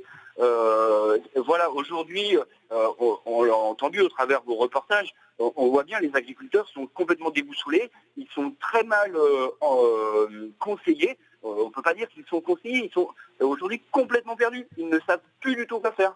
Donc effectivement, il y a tout un modèle à changer, je crois. Anthony, merci beaucoup de votre appel. François Valli, Anthony fait référence là à l'environnement. Les consommateurs, selon lui, voudraient des produits beaucoup plus environnementaux. Vous vous dites c'est le prix. Lequel a raison entre vous deux? Je pense qu'il ne faut pas opposer les productions, les filières longues, le bio, les circuits courts et tout ça. Je pense qu'il y en a pour tout le monde. Il y en a pour tout le monde. Ce monsieur fait du bio, tant mieux. Par contre, je peux pas. Quand il dit que la qualité de l'eau en Bretagne, je m'excuse, mais je pense que ce pas des chiffres de François Valli, c'est des chiffres du ministère ou de la préfecture de région, comme quoi la qualité de l'eau en Bretagne aujourd'hui, elle est très très bonne. Et il y a eu des choses de fait. Très bonne, vous exagérez quand même. Si aujourd'hui la qualité de l'eau en Bretagne, je m'excuse, la qualité de l'eau en Bretagne, elle est dans les normes. Elle est largement dans les normes par rapport à d'autres régions françaises qui n'ont pas du tout d'élevage. Et pas surtout les bassins versants, François Valli. Ce sont les chiffres. Il n'y a qu'un bassin versant aujourd'hui où il pose vraiment un problème. Les autres, ça se passe très bien. Donc je ne peux pas laisser dire que la qualité de l'eau. Aujourd'hui, le bio, oui, il faut du bio. Moi, demain, si on dit à tous les éleveurs bretons et français de faire du bio, oui. Par contre, il faudra que le consommateur paye. Voilà. La problématique est toujours le nerf de la guerre est là. Et après, comment on fait, bien sûr. Nous, tout à l'heure, on parlait des exportations ou d'autres choses. Certaines personnes vont dire, oui, il faudrait faire tout ce marché intérieur. Il y a un problème d'équilibre de pièces aujourd'hui. En porc, il faudrait que les porcs aient 4 jambons. On mange beaucoup de jambon, on ne mange pas le gras. Il faut exporter le gras. En lait, mes collègues qui font du lait, c'est pareil. Il y a à peu près 30 à 40% du lait qui est exporté. Il faut importer. Donc, il y a des problèmes d'équilibre matière aussi. Si c'était si simple que ça, je pense que tout le monde aurait trouvé la solution. Mais c'est pas ça. Mais je pense que par contre, il ne faut pas opposer les filières, les bio, le circuit court, les circuits longs. Tout le monde doit en vivre et il y en a pour tout le monde. Alors cette crise agricole, ça vous fait réagir au standard de France Bleu Armorique au 02 99 67 35 35. Alors nous avons Christine depuis Ploërmel qui est sûrement avant tout consommatrice. Bonjour Christine. Qui nous dit il faudrait moins dépenser et acheter français pour commencer. C'est ce que vous voulez faire passer comme message, Christine. Oui, tout à fait. Moi, je pense que les agriculteurs veulent en faire toujours plus. Ils font des investissements énormes, les banques les suivent, après ils sont dans le gouac. Ben, tant pis pour eux, ils n'ont qu'à faire du bio, comme ce petit jeune qui est passé avant, et qui respecte aussi les consommateurs. Et acheter français, moi j'achète français, j'achète bio, j'achète en filière courte. Par contre, est-ce que les agriculteurs, eux, achètent français? Moi je crois pas. Quand on voit leur matériel, rien n'est français. Alors qui commence déjà, et puis après nous on continuera. Eh bien, écoutez Christine, je crois qu'il y a 2 personnes pour vous répondre ce matin. Il y a François Valli, notre invité, et puis Nelly qui nous accueille dans sa ferme. Vous souhaitiez réagir à la réflexion de Christine, Nelly? Tout à fait. Bonjour Christine. Donc, excusez-moi. Donc je souhaitais vous réagir sur votre réflexion concernant le bio. Parce qu'ici, nous sommes dans une exploitation dont les méthodes de travail sont très proches du bio, pas sur la partie culture, notamment sur la partie laitière. Et donc, on s'est posé la question, est-ce que... Alors, quand on est en période de crise, il faut garder le cap. Ce n'est pas le moment de changer de système. Mais on s'est posé la question pour l'avenir. Est-ce qu'il faut qu'on y aille dans le bio ? Puisque le consommateur, visiblement, voudrait peut-être ça. Pourquoi pas ? On peut se poser la question. Oui, parce qu'on se dit aussi que plus il y en aura, plus les prix baisseront. Plus il y aura du bio et plus le prix du bio va baisser. À ce moment-là, il faut protéger ce marché-là. Il ne faut pas trop de bio. Mais alors pourquoi vous n'y passez pas ? Alors pourquoi on n'y passe pas ? Mais parce qu'il nous manque 30 hectares accessibles. Donc économiquement parlant, nous sommes des chefs d'entreprise, madame. On ne fait pas n'importe quoi, n'importe comment. Tout est réfléchi et calculé. Et on ne passe pas en bio parce que soit on trouve 30 hectares de terre accessibles aux vaches, ce qui n'est pas possible ici, autour de chez nous. Ça n'existe pas, on ne va pas trouver ça. Soit on fait de l'affouragement en verre, on le fait déjà, 1 heure par jour. Ça supposerait de passer à 3 heures d'affouragement en verre par jour. On a un salarié, on pourrait imaginer que ce soit possible. Le problème, c'est que si on choisit ce système-là, on ne gagnera pas mieux notre vie qu'actuellement, parce que notre coût de production sera au même niveau que ce qu'il est plus élevé que ce qu'il est actuellement. Donc voilà ce que je voulais dire. Il faut arrêter de vouloir rentrer tous les éleveurs dans la même case, les niches, le bio, le label. Moi, je respecte mes collègues. Et ce que disait François Valli, ne pas opposer les... Exactement. Vous achetez français ou pas sinon ? Et bien évidemment, déjà pour commencer, on n'a pas besoin d'acheter certains produits puisqu'ils sont issus de la ferme. Donc oui, on a ce privilège. On est en 100% français chez nous, en alimentation, il n'y a pas de problème. Et je suis très vigilante. Si je peux me permettre juste le petit débat qu'il y a, qu'on voit, donc quand on nous reproche, oui, mais vous n'avez pas de tracteur français. Je m'excuse, aujourd'hui, malheureusement, il n'y a plus de fabricants de tracteurs français. Voilà, donc déjà la réponse est là. 02 99 67 35 35, on va faire vite là parce qu'il y a beaucoup d'appels et il nous reste très peu de temps. Toujours en direct donc de Saint-Hermel, de la ferme de Nelly et Hervé. Jacques est à Saint-Turial. Bonjour Jacques. Oui, bonjour. Alors, pas mal de déceptions chez vous Jacques. Vous dites c'est la faute à tout le monde sauf aux consommateurs. Tout à fait. Et enfin, le gouvernement doit prendre ses responsabilités. C'est ce que vous voulez nous dire Jacques ce matin. Tout à fait. Je pense que les agriculteurs ont voté l'Europe. Les agriculteurs ont pris des intermédiaires. Et ces intermédiaires ont fait les grandes surfaces. Et les grandes surfaces, aujourd'hui, nous tuent. C'est-à-dire que moi, je le paye le lait. Je paye la viande. Je paye les œufs. Et je peux vous dire que je vais encore payer pour cette fois-ci. C'est encore nous, les contribuables, qui allons payer. Alors, on va payer les factures des routes cassées. On va payer ce lait qui coûte très cher. Déjà, par les grandes surfaces et les intermédiaires, qu'on n'entend pas parler d'ailleurs. Et vous avez voté aussi un ministre qui a 2 casquettes, un ministre qui a 2 casquettes, qui a 2 salaires. Lui, il ne descendra pas dans la rue pour vous. Il ne vous battra pas pour vous. On ne l'entend pas parler. Alors je suis désolé. Les agriculteurs, moi, je vais à la ferme. Moi, je suis avec les fermiers. Mais pas dans les conditions qu'ils nous le font aujourd'hui. Car c'est le contribuable qui va encore payer aujourd'hui. Vous voyez ce que je veux dire ?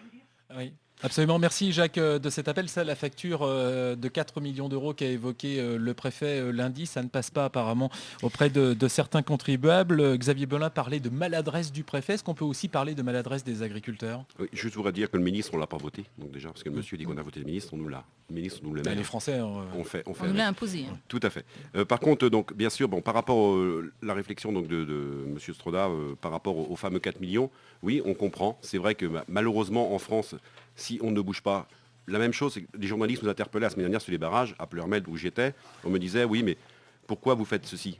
On le fait, on essaye de communiquer. Malheureusement, des fois, on fait des conférences de presse, personne ne vient. Si on n'est pas sur la route, personne ne vient.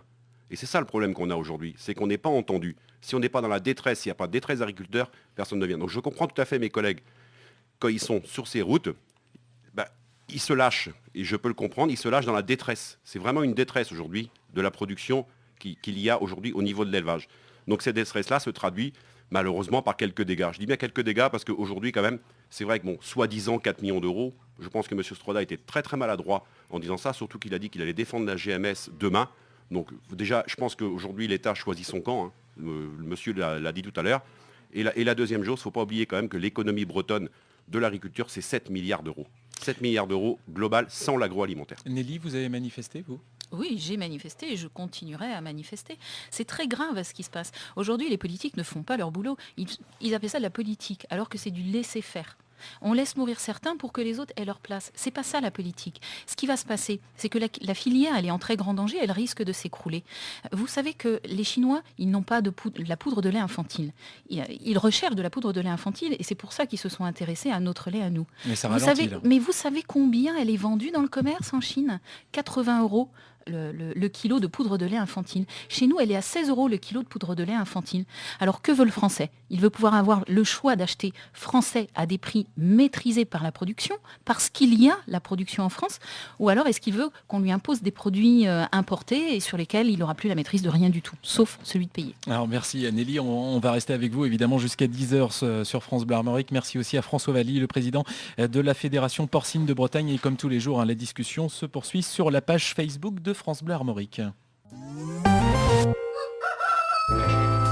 Ce matin, France Bleu Armorique s'installe à la ferme. Émission spéciale en direct de Saint-Armel. Et puis une invitée avec nous aujourd'hui, Odile Vollschweiler. Bonjour. Bonjour. J'ai abîmé votre nom, oui. J'étais sûr. Vollschweiler. Voilà, très bien. Vous êtes chef de service du dispositif Agridif, agriculteur en difficulté. Odile Vollschweiler, je l'ai bien dit moi ? Ça ira. Oui, c'était mieux que lui. On peut s'appeler Odile. Bonjour. Vous pouvez m'appeler Odile. Bonjour. À quoi ça sert ce dispositif ? C'est un service de la Chambre d'agriculture d'Ille-et-Vilaine et Oui. on accueille, c'est une équipe de 3 conseillers et d'une assistante qui accueille, qui écoute les situations ou les agriculteurs qui nous contactent parce qu'ils sont en difficulté. Alors vous dites accueil et écoute, il y a les deux qui interviennent, il y a justement de l'écoute. On a entendu ce matin un agriculteur, les agriculteurs qui sont quand même dans l'ensemble des taiseux, dire moralement ça va pas du tout. Donc vraiment se lâcher quand un agriculteur dit que ça ne va pas moralement, c'est qu'il est quasiment au fond du trou. Vous en rencontrez des agriculteurs dans ces situations désespérées ? Oui, c'est une de nos principales difficultés, c'est comment rentrer en contact et arriver le plus tôt possible dans les exploitations ou chez les exploitants qui ont des difficultés. Parce qu'il y a, je crois, une réticence psychosociale à parler de ces difficultés. C'est pas simple de partager avec d'autres. En tout cas, nous, on essaye de construire une relation proche. D'abord, c'est un travail d'écoute. On va porter ensuite un regard sur la situation de manière globale. Je dis tout de suite qu'on n'a pas toutes les solutions et on n'a pas des solutions toutes faites. On va donc réfléchir peut-être à des stratégies de production, des stratégies d'investissement, voire des stratégies d'avenir. On va travailler également avec les exploitants sur de la restructuration financière et c'est malheureusement le plus gros de notre travail. Et on va apporter du conseil, que ce soit du conseil technique, du conseil juridique, un travail de manière globale sur une situation globale. Mais quand les agriculteurs viennent vous voir, est-ce que parfois il est trop tard ? Trop souvent, c'est ce qu'on regrette. Et c'est pour nous la principale difficulté. On aimerait, on aimerait donc rentrer plus tôt dans les exploitations et on aimerait repérer beaucoup plus tôt les situations difficiles. Et pour nous, c'est vraiment la question. C'est comment rentrer, comment la Chambre d'agriculture peut-elle mettre le pied le plus tôt possible dans les entreprises en difficulté. Mais ça vient d'où ? C'est un manque d'information ou c'est un déni aussi parfois de la part des agriculteurs eux-mêmes ? Je vous ai dit, c'est pas simple de parler de ces difficultés, de partager avec les autres. Ça n'est pas simple non plus dans la situation actuelle d'envisager parfois une sortie du métier, Est-ce que ça, c'est l'une des solutions que vous pouvez proposer aussi ? Oui, on va accompagner ça ne doit pas être évident à proposer ça. Y compris cette sortie du métier, alors qui peut être soit de la reconversion professionnelle si on est encore en âge et on n'a pas fini sa carrière, ou qui va être un accompagnement pour la cessation d'activité. Donc le mieux, c'est de prendre... Et la transmission de l'entreprise. Et la transmission, évidemment, de oui. l'entreprise, même si c'est difficile, on l'a entendu ce matin sur France Bleu Armorique. Donc un agriculteur qui rencontre des difficultés aujourd'hui, il prend contact avec la Chambre d'agriculture ? Absolument, c'est ouvert à tous, c'est pour tous, quelle que soit sa situation. Les préconisations, c'est très clairement de venir le plus tôt possible nous rencontrer pour se faire aider dans la démarche qui est difficile. Chacun doit aider son voisin, son ami, son coopérateur. Il y a de honte à avoir ou de difficulté à avoir à parler de difficultés de ces agriculteurs. Si on doit sauver des hommes, parce qu'il y a quand même, on est quand même dans des situations de stress et de détresse parfois. Et je crois que là, il n'y a pas, il faut vraiment chercher à aider l'agriculteur qui est en difficulté. Odile Wolfschweiler, je l'ai bien prononcé cette fois. Chef du service du dispositif Agridif, agriculteur en difficulté de la Chambre d'agriculture. Merci à vous. Quel avenir pour l'agriculture ? Jusqu'à 10h, émission spéciale sur France Bleu Armorique avec Éric Bouvet et Bruno Golin. En 2014, sur 28 712 exploitations, l'agriculture occupait 69 680 actifs, très précisément en Bretagne, dont un peu plus de 39 000 chefs d'exploitation. Il y avait 2600 conjoints collaborateurs et aides familiaux, et puis 27 541 salariés. Alors les filières agricoles et agroalimentaires emploient 135 000 personnes et généraient en 2012 un chiffre d'affaires de 18 milliards d'euros, soit 12% du chiffre d'affaires agroalimentaire national. Mais l'agriculture est en crise. Les manifestations des dernières semaines nous l'ont rappelé. Alors quel est l'avenir de l'agriculture et de l'agroalimentaire? Combien d'agriculteurs en Bretagne demain? Quelle structure d'exploitation demain dans notre région? À quoi est due cette crise? À la mondialisation de la concurrence, aux erreurs d'adaptation de certaines entreprises et certaines filières? Combien d'emplois seront supprimés en Bretagne en 2016? Le marché à l'export pourra-t-il sauver l'agriculture bretonne? Les consommateurs bretons ont-ils une influence sur l'évolution du modèle agricole? Qui souhaite encore aujourd'hui devenir agriculteur? Aliaet Abdelmalek, bonjour. Bonjour. Vous êtes donc professeur de sociologie rurale à Rennes 2. On parle de cette crise agricole. Elle est due à quoi, cette crise? Alors, tout d'abord, je voudrais vous remercier pour l'invitation. L'invitation qui a été, je dirais, l'occasion, non pas d'échanger nos opinions, mais de participer, de proposer un certain nombre d'analyses. Et permettez-moi d'insister sur un aspect. Quand on évoque la crise agricole, il faut absolument la mettre en perspective et, je dirais, inscrire cette crise agricole dans une crise généralisée, une crise polymorphe, comme on dit aussi classiquement, et qui se situe, et qui traverse l'ensemble de la société et qui concerne à la fois la dimension politique, la dimension économique, mais aussi la dimension culturelle. En ce qui concerne la dimension politique, évidemment, on a tous en tête l'européanisation des décisions en matière de politique agricole, la mondialisation, notamment au niveau de l'économie, la mondialisation du marché. Et en ce qui concerne la culture, on s'interroge effectivement de plus en plus aujourd'hui sur la construction des identités, des cultures, donc les sentiments d'appartenance. Et on assiste aujourd'hui à une forme, je dirais, de complexification de toutes ces identités, de toutes ces cultures. Alors les changements sont à la fois objectifs. Donc on a des métamorphoses, on a une véritable rupture à la fois politique, économique et culturelle, mais ces changements sont vécus par les gens, par les acteurs sociaux, comme on dit aussi en sociologie, sont vécus à travers un mot, une sorte de mot-clé, de représentation mentale. C'est précisément le mot crise. Et donc le changement est normal, toutes les sociétés évoluent, politiquement, économiquement, culturellement, mais ces changements sont perçus par les acteurs sociaux comme étant l'occasion d'une dégradation de la situation.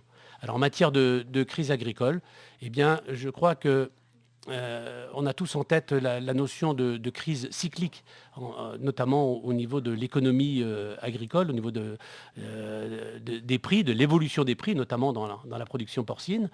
Mais cette crise qui est cyclique a toujours été perçue comme une crise structurelle et non pas uniquement conjoncturelle. C'est une crise qui est cyclique, c'est toujours la même ou ça n'est une différente, avec des causes différentes, etc. Alors crise cyclique, donc dans le champ, je dirais, sans jeu de mots, dans le champ économique et au niveau du marché, c'est effectivement que l'offre qui conditionne le prix, et donc le rapport entre l'offre et la demande à une échelle évidemment mondiale. Les prix étant, comment dirais-je, mis en œuvre décidé, d'abord au niveau international, à l'échelle de l'Organisation mondiale du commerce, l'ancien GATT, le General Agreement on Tariff and Trade, l'ancien GATT qui est devenu donc l'OMC, et au sein de l'OMC, l'Union européenne intervient de plus en plus pour proposer, pour négocier lors de marathons agricoles assez célèbres, des niveaux de prix. Mais il n'y a pas que le problème de l'offre et de la demande. Les agriculteurs le disent eux-mêmes, et je pense qu'ils sont là pour le témoigner, notamment Nelly et Hervé. Il y a toutes ces distorsions environnementales, fiscales, sociales entre les différents pays européens et mondiaux. Oui, je vous avais tout à fait raison, et ça me permet d'insister sur une erreur, je dirais, de point de vue, d'analyse, de focale en matière de gestion de l'agriculture en termes bien sûr économiques. Non seulement l'Europe n'est pas en cause, mais ce n'est pas la politique agricole qui est à l'origine de ces distorsions, mais au contraire, de mon point de vue, une insuffisance de politique agricole, c'est-à-dire d'harmonisation des droits, des lois, des décrets, en particulier des directives, et un oubli chez de nombreux citoyens et parfois malheureusement de dirigeants politiques, un oubli de type juridico-institutionnel. Les directives européennes s'imposent non seulement à tous les États membres de l'Union européenne, s'imposent aux entreprises, qu'elles soient publiques, qu'elles soient privées, et s'imposent évidemment, et cela va de soi, à l'ensemble des citoyens de l'Union européenne. Et donc, à partir de cette interprétation au niveau national des directives européennes, on assiste aujourd'hui justement non seulement à des distorsions, mais à une mise en compétition des travailleurs de la terre, des nationaux, donc une compétition entre les industries agricoles, notamment les coopératives, etc., de différents États-nations. Hervé Aubry et Nelly, vous êtes avec nous aussi sur ce plateau, on ne l'a pas précisé, mais on est chez vous, et donc vous êtes aussi chez vous ici dans cette émission. Je vous voyais acquiescer les propos à l'instant. Il y a besoin de cette harmonisation et que tout le monde soit traité de la même façon au niveau européen. Donc je pense qu'on aurait dû commencer par faire l'Europe comme ça. Ça aurait été la logique. Là aujourd'hui, vous sentez que en fonction du pays, les agriculteurs ne sont pas traités de la même façon et les productions non plus ? Alors, entre chaque pays, il y a tellement de différences. Je vois pas comment on peut harmoniser tout ça, quoi. Mais c'est ce que vous demandez aux politiques c'est ce qu'on demande. C'est ce qu'on demande. On demande surtout de la régulation, parce qu'aujourd'hui, c'est ça l'urgence. Je suis très contente d'avoir entendu ce matin, aux premières heures vers 6h du matin, là, Stéphane Le Foll, visiblement, va parler de régulation au niveau de la Commission européenne. Oui, et j'espère qu'il va s'imposer, parce que parfois, je me demande s'il a vraiment des convictions pour l'agriculture. Voilà. Ça veut dire que vous regrettez la fin des quotas, par exemple ? Alors, je ne regrette pas la fin des quotas pour la France. Ce que je regrette, c'est qu'il n'y ait pas de régulation pour l'Europe, l'ensemble des pays. Nous, aujourd'hui, on est sur un marché libéral. Mais notre acheteur de lait nous dit, vous avez un contrat, c'est 570 000 litres dans le contrat, vous ne dépasserez pas les 570 000 litres. Je veux bien, moi, qu'on fasse ça. Mais nous, on est pénalisés alors que tous les autres courent après le quota. Il faut que tout le monde ait les mêmes règles. C'est exactement ce que vous disiez. Pardon. Oui, allez-y. Oui, il y a un terme que vous venez d'utiliser dont j'apprécie particulièrement l'usage pour essayer non pas de commenter l'actualité, mais essayer de comprendre cette situation effectivement vécue comme une crise extrêmement douloureuse, et pas uniquement par les travailleurs de la terre, par l'ensemble des citoyens. Encore une fois, il ne faut pas oublier que la crise, elle est polymorphe et qu'elle traverse l'ensemble de la société et les agriculteurs en particulier aujourd'hui. Et effectivement, le terme, c'est le terme de régulation. Ce dont nous souffrons, ce n'est pas, je dirais, d'une loi qui empêcherait effectivement toutes les pratiques sociales, mais au contraire d'une loi unique à l'échelle bien sûr de l'Europe. Mais je voudrais comme ajouter... Donc c'est plus harmonisation que régulation. Alors harmonisation et régulation, mais avec un élément qui me semble important à avoir en tête pour essayer de comprendre un petit peu la situation actuelle.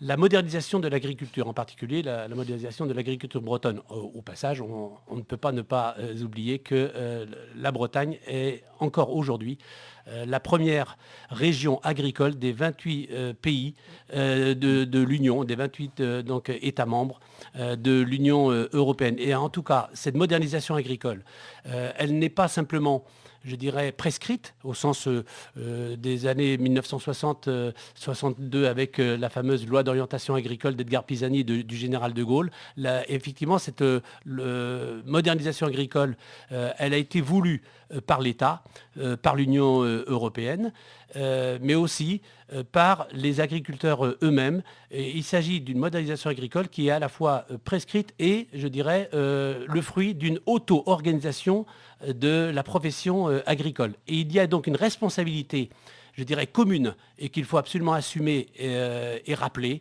ici.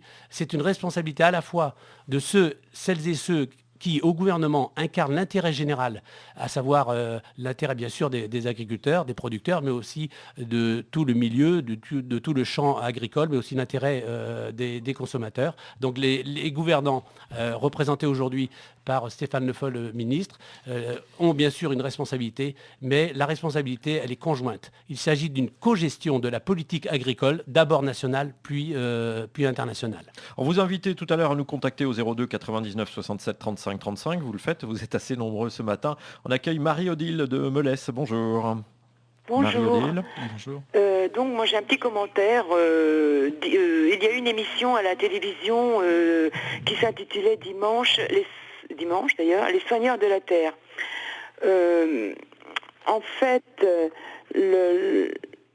après la guerre, De Gaulle avait accepté l'aide des États-Unis et par la même occasion l'installation de la politique libérale dont on connaît les dégâts aujourd'hui. Il a fallu produire encore plus, utiliser des produits chimiques à fond sans précaution dont on connaît aujourd'hui les conséquences sanitaires et qui finalement petit à petit rendent stériles nos terres. Puis toujours acheter des gros engins, des machines de plus en plus performantes pour produire encore plus. Donc pour moi, les agriculteurs sont victimes du système des grosses entreprises agricoles, chimiques, type Monsanto. Les terres doivent être traitées de façon plus écologique en utilisant de l'agroécologie également. Et il faut bien se rappeler que le traité de libre-échange a été signé par Nicolas Sarkozy et il va faire disparaître 60 000 à 90 000 fermes en France. Pour moi, c'est aussi la faute à la politique ultra-libérale européenne et aujourd'hui mondiale. Pourquoi le blé est-il coté en bourse et non contrôlé par l'État ? Alors Marie-Odile, si je résume votre intervention, vous avez l'impression qu'on est pris dans un système et que les agriculteurs, les premiers, sont pris dans un système qui n'est plus maîtrisable et qui est parti dans une course folle. C'est un petit peu ça, quoi. Oui. Votre réaction ? Moi, je pense que le propos est à la fois, je dirais, juste, pertinent, mais incomplet. Il est incomplet dans la mesure où quand on parle de modernisation agricole, et en particulier liée à la politique agricole commune, on peut dire que la PAC a d'abord et avant tout réussi. Et je dirais même que la politique agricole commune est victime de son succès. Alors maintenant, au regard de la situation actuelle, et notamment de la crise économique en matière d'agriculture et de production agricole, on peut effectivement se rendre compte que l'orientation politique qui était justifiée dans les années 1960 a peut-être atteint ses limites, puisque cette modernisation... Et puis ça, c'est la vision française, c'est pas forcément la vision allemande, espagnole ou hollandaise. Alors, le problème, effectivement, vous avez raison, c'est qu'en France, un seul modèle a dominé, et domine encore malheureusement aujourd'hui, c'est le modèle, on va dire, de l'agriculture dite intensive. Et il ne s'agit pas de remettre en question l'agriculture productiviste, pas plus que l'agriculture intensive, mais il s'agit de remettre en question les excès d'une politique, d'une forme unique de politique agricole. Et il s'agirait, me semble-t-il, d'associer, d'adjoindre une politique, on va dire, plus diversifiées, des formes de production agricole, en tenant compte tout simplement de ce qui se fait. Il faut savoir que localement, une multiplicité d'initiatives, non seulement dans les fermes, dans les exploitations agricoles, mais aussi dans les territoires ruraux, dans les territoires locaux. On peut noter qu'il y a une multiplicité donc, d'initiatives avec des démarches, on va dire, plus raisonnées, plus durables, pour utiliser un terme un peu à la mode. Et donc, ces initiatives sont aussi nombreuses que méconnues. Et il s'agirait peut-être pour les pouvoirs publics de revoir un petit peu l'unicité d'un modèle. Est-ce que vous, Nelly et Hervé, vous êtes conscients qu'il y a ces expériences-là? Est-ce que vous en parlez entre vous, entre agriculteurs? Est-ce qu'on s'intéresse à tout ce qui se passe ici ou là, même si on n'est pas toujours d'accord, hein? On n'est pas obligé de tous partager les mêmes croyances dans les mêmes agricultures, hein. Ouais.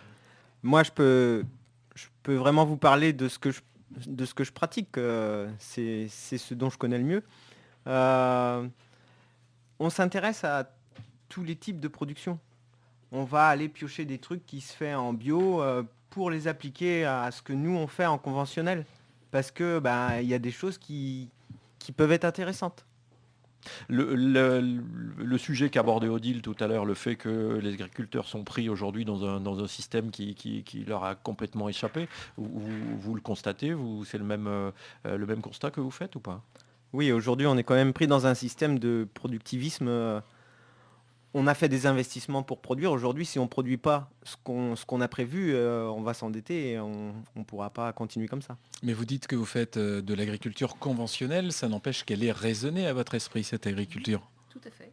Oui, elle est raisonnée. Le fourragement en verre, Oui, ces choses-là, c'est des techniques qu'on a mis en place pour limiter les intrants, par exemple, chimiques, tout ce qui est phyto. On a plein d'exemples. Par exemple, Hervé fait de l'affouragement en verre. L'affouragement en verre, c'est par exemple, ici, le coût de concentré, on apporte 700-800 kg d'aliments par vache, ce qui est très peu, très faible. Et pourtant, on est considéré comme des producteurs intensifs. Mais moi, l'étiquette, elle ne me gêne pas. Je sais ce que je fais et comment je le fais. Et ce qu'on fait, nous, chez nous, tout le monde le fait. C'est ça que le consommateur doit savoir.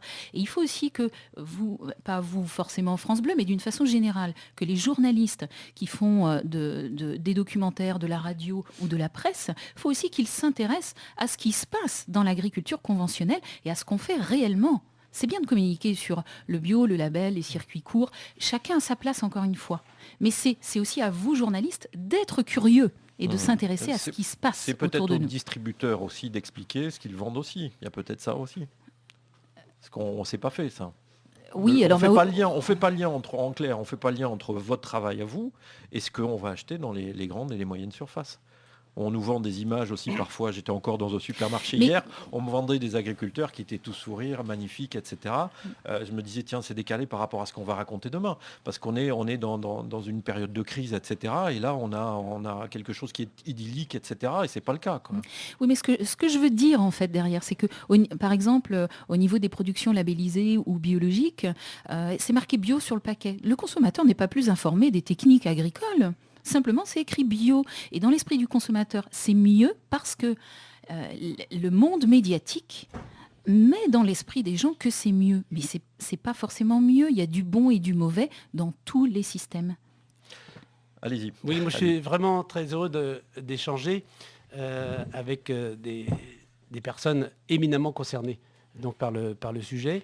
Et je voudrais dire une chose, et cela concerne à la fois le rôle de la sociologie, le rôle de la recherche universitaire, notamment en matière de monde rural et de ruralité, c'est de dire les choses, essayer en tout cas, de dire les choses telles qu'elles sont, telles qu'elles fonctionnent, et non pas la manière évoquée par exemple l'agriculture telle qu'on l'imagine. Et moi, personnellement, je suis toujours stupéfait de l'impossibilité de la plupart des personnes, de nos concitoyens, de penser l'agriculture autrement qu'en termes idéologiques. En gros, soit on a affaire à un paysan traditionnel, sans définir d'ailleurs ce qu'est la tradition ou le traditionnalisme, un traditionnel qui nourrit l'humanité, par exemple les enfants, à travers le lait, Et on sait que le lait est un symbole fort, ou en produisant du vin, le sang du Christ, ou du blé, le pain. Et je vous rappelle quand même que dans une approche judéo-chrétienne, et en particulier catholique, les aliments ont un rôle, ont une place extrêmement symbolique dans la construction des identités, et notamment en particulier en France. Donc soit on pense le paysan comme celui, on le pense donc positivement, hein, comme celui qui nourrit l'humanité, soit on le pense comme un chef d'entreprise moderne et qui n'est qu'un affreux pollueur et qui profite des primes et des subventions. Et je crois qu'au-delà de cette vision qui est non seulement fausse, injuste et même de mon point de vue intolérable, eh bien, il faut se rappeler simplement que le paysan, il a eu une demande à l'issue de la Seconde Guerre mondiale. Ça a été effectivement dans le cadre de la reconstruction de la France, il s'agissait de nourrir des citoyens et des personnes qui avaient passé entre 1939 et 1945 des épisodes assez douloureux. Donc le paysan a fait une révolution technique pour devenir un agriculteur. L'agriculteur, ensuite, on lui a demandé de relever un autre défi. Le paysan a fait sa révolution technique, l'agriculteur a fait une révolution économique. On lui a demandé de nourrir non seulement les Français, mais de participer à la nourriture des Européens. Et ensuite, cet agriculteur, ayant fait cette révolution économique, est devenu un chef d'entreprise agricole. Et on lui demande aujourd'hui, non seulement de faire une révolution technique, non seulement de poursuivre la révolution économique, de faire une révolution culturelle, c'est-à-dire de changer d'état d'esprit, de changer de mentalité et de s'adapter à une demande qui n'est pas claire. C'est-à-dire qu'on a une demande de la part de nos concitoyens, de la part des pouvoirs publics, une demande qui n'est pas encadrée justement dans une loi d'orientation agricole qui manque cruellement. Vos appels ce matin au 02 99 67 35 35 sur France Bleu Armorique. Nous sommes en direct de la ferme de Boublanc. On est à du Boublanc à Saint-Armel. C'est le Boublanc ici, il ne faut pas oublier, à Saint-Armel, chez Nelly et Hervé Aubry. Christophe de Ploua, bonjour. Oui, bonjour. Je voulais raconter un peu les problèmes de la filière courte. Tous les politiques sont en train de nous parler de vouloir faire de la filière courte. Et le souci, c'est qu'on ne peut pas la faire. Je vous explique pourquoi. Nous, on aimerait bien travailler avec les agriculteurs locaux. Alors vous êtes cuisinier en collectivité, je suis cuisinier hein, en c'est collectivité. Oui, tout à fait. Je suis cuisinier en collectivité et on nous incite à faire de la filière courte, c'est-à-dire avoir des produits locaux. Donc le souci, c'est qu'on ne peut pas la faire. Parce que les agriculteurs qui seraient susceptibles de nous livrer ne peuvent pas, parce qu'en fait, ils sont menacés par la coopérative d'être exclus de la coopérative si jamais ils nous livrent. Donc, une sorte d'exclusivité, vous êtes en train de dire, Christophe. Tout à fait. Donc le souci, c'est par exemple, je vais donner des exemples, au mois de décembre, il y a eu du temps très doux. On voyait des charretés de chou-fleur partir jeter aux bêtes ou être balancés, je veux dire, vulgairement. Et nous, on est obligé d'acheter par les grossistes les choux-fleurs en payant beaucoup plus cher, alors qu'ils passaient devant l'établissement d'où je travaille. Et en fait, voilà quoi. Donc je trouve ça dommage. Tous les politiques sont nous dire d'acheter locaux, et le problème, on ne peut pas le faire. On avait un producteur de tomates l'an dernier, qui nous a dit qu'il arrêtait parce qu'il était menacé d'être exclu de cette coopérative. C'est important ce que dit Christophe. Nelly et Hervé, vous, je sais que vous n'adhérez pas au circuit court aujourd'hui par conviction, par obligation, par nécessité ? Moi, personnellement, je respecte complètement les gens qui vont vers le circuit court, parce que s'ils le font, c'est qu'ils en ont envie, ils aiment ce contact avec les gens, l'esprit vente à la ferme. Mais en ce qui nous concerne, nous, on a fait des investissements. Il va falloir les payer. Et on n'a pas 4 bras, on n'a pas 4 jambes. Derrière, il y a une notion de productivité du travail. Parce qu'une filière courte, ça demande beaucoup plus de travail. Bien évidemment, mais c'est chronophage au possible, la filière courte. Et alors, si on ne peut pas faire le travail, on peut embaucher. Mais qu'est-ce qui reste pour vivre ? C'est faire de la filière courte. Pourquoi ? Pour faire plaisir aux consommateurs ? Je veux bien. Mais derrière, il y a quelqu'un qui travaille, qui gère, qui a un stress permanent, économique. Et ça, il faut prendre conscience de ça. La filière courte n'est pas la solution aux problèmes structurels de la filière agricole actuelle. C'est quand même une solution pour certains. Certains en vivent aujourd'hui et sont très bien comme ça. Je n'ai pas d'informations chiffrées sur la rentabilité réelle économique des filières courtes, donc je ne peux pas répondre à votre question. Et il y a de la place pour tout le monde. Hein. Oui, non, mais tout à fait. Mais autrement, je voulais revenir sur la restauration collective. Pour pouvoir fournir des produits en restauration collective, il faut remplir un cahier des charges et répondre à un appel d'offres. Et c'est très compliqué pour des agriculteurs qui sont tout seuls de remplir ce cahier des charges pour répondre à l'appel d'offres. Est-ce qu'on est, Ali Aïta Abdelmalek, un peu décalé entre l'offre et la demande dans ce système-là Juste pour répondre à Hervé ou à Nelly, c'est une exploitation sur 5 qui pratique la filière courte aujourd'hui. Oui, mais la rentabilité.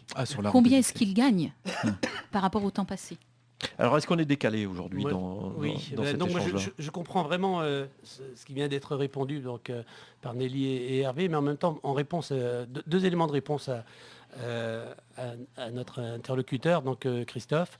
Le premier, c'est que les travailleurs de la terre, et là je suis vraiment tout à fait en phase avec votre réponse, Nelly, c'est que les travailleurs de la terre aujourd'hui sont de moins en moins des producteurs de denrées alimentaires et de plus en plus des producteurs de matières premières pour les industries agroalimentaires et pour les coopératives. Et on ne peut pas parler de fossé entre les producteurs agricoles et les consommateurs, mais on a aujourd'hui une complexification un petit peu de la production de denrées alimentaires qui nécessite d'intégrer dans l'analyse l'ensemble du système agricole, donc de l'amont à l'aval. Et il y a un malentendu quand un ministre de l'Agriculture annonce que plusieurs millions d'euros d'aide à l'agriculture. Pour les citoyens, ce sont des aides aux agriculteurs, alors que ce sont des aides à l'ensemble du système agricole. Le deuxième élément que je voudrais souligner concernant les circuits courts, c'est que évidemment, tous les consommateurs sont extrêmement sensibles à la problématique de la qualité alimentaire. Mais pour produire autrement, il faut investir, effectivement, comme ça a été dit. Et les aliments de qualité, on va dire, plus importante, par exemple qui nécessitent moins d'intrants, moins de pesticides et autres, eh bien, les aliments ont de fait un prix qui ne permet pas à l'ensemble, notamment des citoyens, par exemple les ouvriers, des employés et encore moins les chômeurs, de s'alimenter correctement. En gros, les personnes qui achètent donc des produits, notamment dans les circuits courts, à travers la production de circuits courts, eh bien, ont un profil sociologique déterminé. Ce sont les couches moyennes intellectuelles, ce sont des professions libérales, c'est les cadres moyens, les cadres supérieurs, qui effectivement ont les moyens donc de se nourrir à un prix qui va effectivement, qui est parfois le double, voire le triple des produits qui sont proposés à l'ensemble des citoyens. Et en particulier, là j'ai un petit peu en tête la production agricole à l'export. Et donc la productivité dans les entreprises agroalimentaires est non seulement souhaitable, mais c'est un impératif pour rester concurrentiel et pour permettre non seulement aux producteurs par exemple de poulet pour l'industrie de la volaille, donc d'avoir un salaire, mais en même temps, bien entendu, aux employés, aux travailleurs donc des industries agroalimentaires, de maintenir leur emploi. Je vous rappelle quand même que la principale problématique aujourd'hui, c'est celle qui concerne le travail et l'emploi. Et je pense que le gouvernement, François Hollande, Manuel Valls et l'ensemble des ministres en sont pleinement conscients. 02 99 67 35 35 pour vos appels ce matin. On va remercier Christophe qui habitait à Plouha et on va accueillir Gwenaël. Bonjour Gwenaël. Oui, bonjour. Alors nous vous écoutons Gwenaël. Oui, donc moi je dis qu'actuellement là, il y a une volonté politique de tuer l'agriculture parce qu'il n'y a rien qui bouge. Et puis quand on voit ce que le préfet a dit, qui soutient les GMS, ça confirme ce que je pense depuis quelques temps. Vous êtes agriculteur, vous, hein? Oui, je suis agriculteur, ouais. Et je suis producteur de pommes de terre pour faire des chips. Et actuellement, il y a des négociations avec les grandes surfaces. Et les grandes surfaces, première chose qu'ils ont demandé lors des négociations, c'est moins 10%. D'accord. Donc, moi, je veux bien qu'il y ait moins 10%, mais si le consommateur n'a pas les moins 10%, il y a quelqu'un qui se fait baiser dans l'affaire. Oui, c'est clairement dit, mais Oui. c'est effectivement ce qu'on sent en ce moment. Ouais. Pour dire autrement, il y a un manque de moralité. Oui, très clairement. Et moi, je pense aussi qu'il y a un manque de moralité auprès de nos administrateurs dans les coopératives, parce que c'est eux qui, quand même, donnent leur aval après aux directeurs et compagnies qui ont fait des négociations. Donc, il y en a qui jouent le double jeu dans l'histoire. Et ceux qui payent au final, donc, ce sont les agriculteurs. Les agriculteurs trinquent et le consommateur trinque aussi, puisque n'importe comment il va se faire léser, puisque si on demande moins 10% à l'industriel et que le consommateur n'a pas des moins 10% après sur son prix d'achat, il s'est fait avoir. Hervé Aubry, votre réaction à ce constat de Gwenaël, j'imagine que vous partagez aussi. Ouais. Je peux dire à Gwenaël que effectivement, de toute façon, on constate ça sur tous les produits agricoles. Oui. Vous, ça veut dire concrètement, par exemple, Hervé, vous vendez à qui et vous avez une pression particulière, justement ? On a une pression énorme. On vend notre lait à Lactalis. On peut les citer. En termes de prix, il nous manque, par rapport à l'année dernière, il nous manque presque 70 € quoi, par 1000 litres. Oui, c'est ça, à la tonne. Oui. Et il y a une pression permanente, justement, des coopératives ou pas ? Alors, Lactalis, c'est pas une coopérative, c'est un privé, donc, mais la pression, elle est là. Ouais. Elle est là. Et dans les coopératives, oui, on subit cette pression. La même pression, oui, de la même façon. Avec les coopératives, en plus, le problème, c'est que ils te disent, si tu prends pas avec nous, tous les produits, je trouve quelqu'un d'autre. Gwenaël, qu'est-ce qu'il faut faire et qu'est-ce qu'on devrait faire alors à ce moment-là ? Qu'est-ce qu'il faut faire ? Déjà, il faudrait que nos politiques se bougent un peu plus. Et je pense qu'il va être temps de changer tout le système parce que c'est toujours les mêmes qu'on retrouve à la tête de tout, au niveau des syndicats et des conseils d'administration. Et il est grand temps que tout ça change parce que c'est les mêmes qui ont mené les manifs et puis c'est les mêmes qui sont après en train de négocier avec les grandes surfaces. Donc les mecs ils jouent double jeu et là je suis plus d'accord du tout. Nelly Aubry. Oui, je voulais rajouter, Gwenaël, par rapport à ce que vous disiez, qu'en ce qui concerne la filière lait, ce qui nous manque, un des éléments, parce qu'il y a tellement de choses à dire sur la filière, mais un des éléments qui nous manque là, tout de suite près de nous, c'est une reconnaissance des organisations professionnelles. Avant, on avait l'interprofession qui intervenait pour discuter à combien on allait vendre notre lait. Et aujourd'hui, on nous a vendu des organisations professionnelles en nous faisant croire que ça allait remplacer, qu'on pourrait discuter, mais rien. Et en fait, ça ne change rien. Les prix nous sont imposés. On ne discute rien. Il faut arrêter ça. C'est catastrophique. Mais ça veut dire que vous voulez discuter directement avec Lactalis ? Ah ben non, on dit ce qu'on veut et puis ils nous disent non, c'est comme ça. Ali Abdelmelek, Oui. vous notez aussi ce problème, cet empilement d'organisations qui interviennent et qui font qu'en fait ça noie un peu le poisson et on a la même situation qui est inchangée ? Oui, tout à fait. En fait, nous vivons les choses un petit peu au jour le jour. Et aujourd'hui, plutôt que de dire que la crise est plus importante, je me limite pour ma part à dire qu'on en parle plus.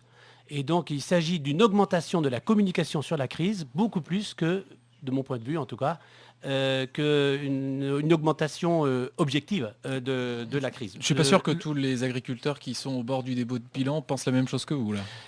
Le problème, c'est que quand on est directement concerné, eh bien, on vit les choses donc, au quotidien et on n'a peut-être pas, je dirais, la possibilité, je dirais non pas d'élever le débat, c'est pas du tout mon propos, loin s'en faut, mais la possibilité de contextualiser et d'avoir, je dirais, en tête un certain nombre d'éléments. Le premier, c'est que le malaise qu'on vient d'entendre, il est malheureusement généralisé et je pense qu'il vient de la rupture de confiance entre les élus, entre les dirigeants, que ce soit des dirigeants politiques ou des dirigeants syndicaux, des dirigeants des syndicats, des organisations professionnelles agricoles. Donc une rupture, un manque de confiance entre les élites qui nous gouvernent ou qui tentent de le faire et les citoyens. On va leur poser la question, Nelly, Hervé, vous avez confiance dans les syndicats, par exemple ? Dans les syndicats, on peut avoir une forme de confiance, mais on va sans doute avoir un peu plus confiance vers les gens qu'on connaît, qu'on côtoie régulièrement. Donc je pense à mon responsable qui est cantonal. Avec lui, je le suivrai facilement, quoi. J'ai confiance en lui parce que je sais qu'il est comme nous, il est agriculteur comme nous. Après, vous êtes plutôt filière courte sur ce coup-là. Oui, on s'adapte. Oui. Mais après, nos représentants nationaux, aujourd'hui, pour eux, c'est compliqué. Surtout, ils se détachent un peu plus de la terre et ils sont plus en réunion que sur le terrain, quoi. Donc, après, il y a des gens qui sont très bien, qui connaissent très bien l'élevage. On peut citer Madame Christiane Lambert. Les dernières interventions de Xavier Belin étaient très bien aussi. Et vraiment, il s'est recentré sur le problème de la base. Et il est capable de faire ça, et tant mieux, je suis ravie de le voir. Mais ce qu'on a surtout besoin aujourd'hui dans les syndicats... Il n'a pas toujours été entendu par la base non plus. Non, mais c'est sans doute pour ça, c'est quelqu'un forcément d'intelligent pour être à ce niveau-là. Et il a su probablement entendre ça et s'adapter. Et je ne sais plus ce que je voulais dire. On va retourner au standard de France Bleu Armorique parce qu'on a énormément d'appels. On va remercier Gwenaël de Saint-Martin-des-Prés et puis on va accueillir Anthony qui est agriculteur et qui est à Cadin. Bonjour Anthony. Bonjour. Bonjour. Producteur de céréales, c'est ça? Voilà, c'est ça. Et puis en production, donc transformation, vente directe. Je voulais revenir sur les propos de votre invité qui disait que justement la vente directe de produits disons un peu haut de gamme, s'adresse à une catégorie de société professionnelle élevée. Moi, ce que je fais, la vente directe, je le vois, je touche tout genre de catégories socio-professionnelles. Aussi bien des chômeurs, des gens un peu même en conditions très précaires, parce que en fait mes produits ne sont pas plus chers que ni au supermarché ni en boulangerie.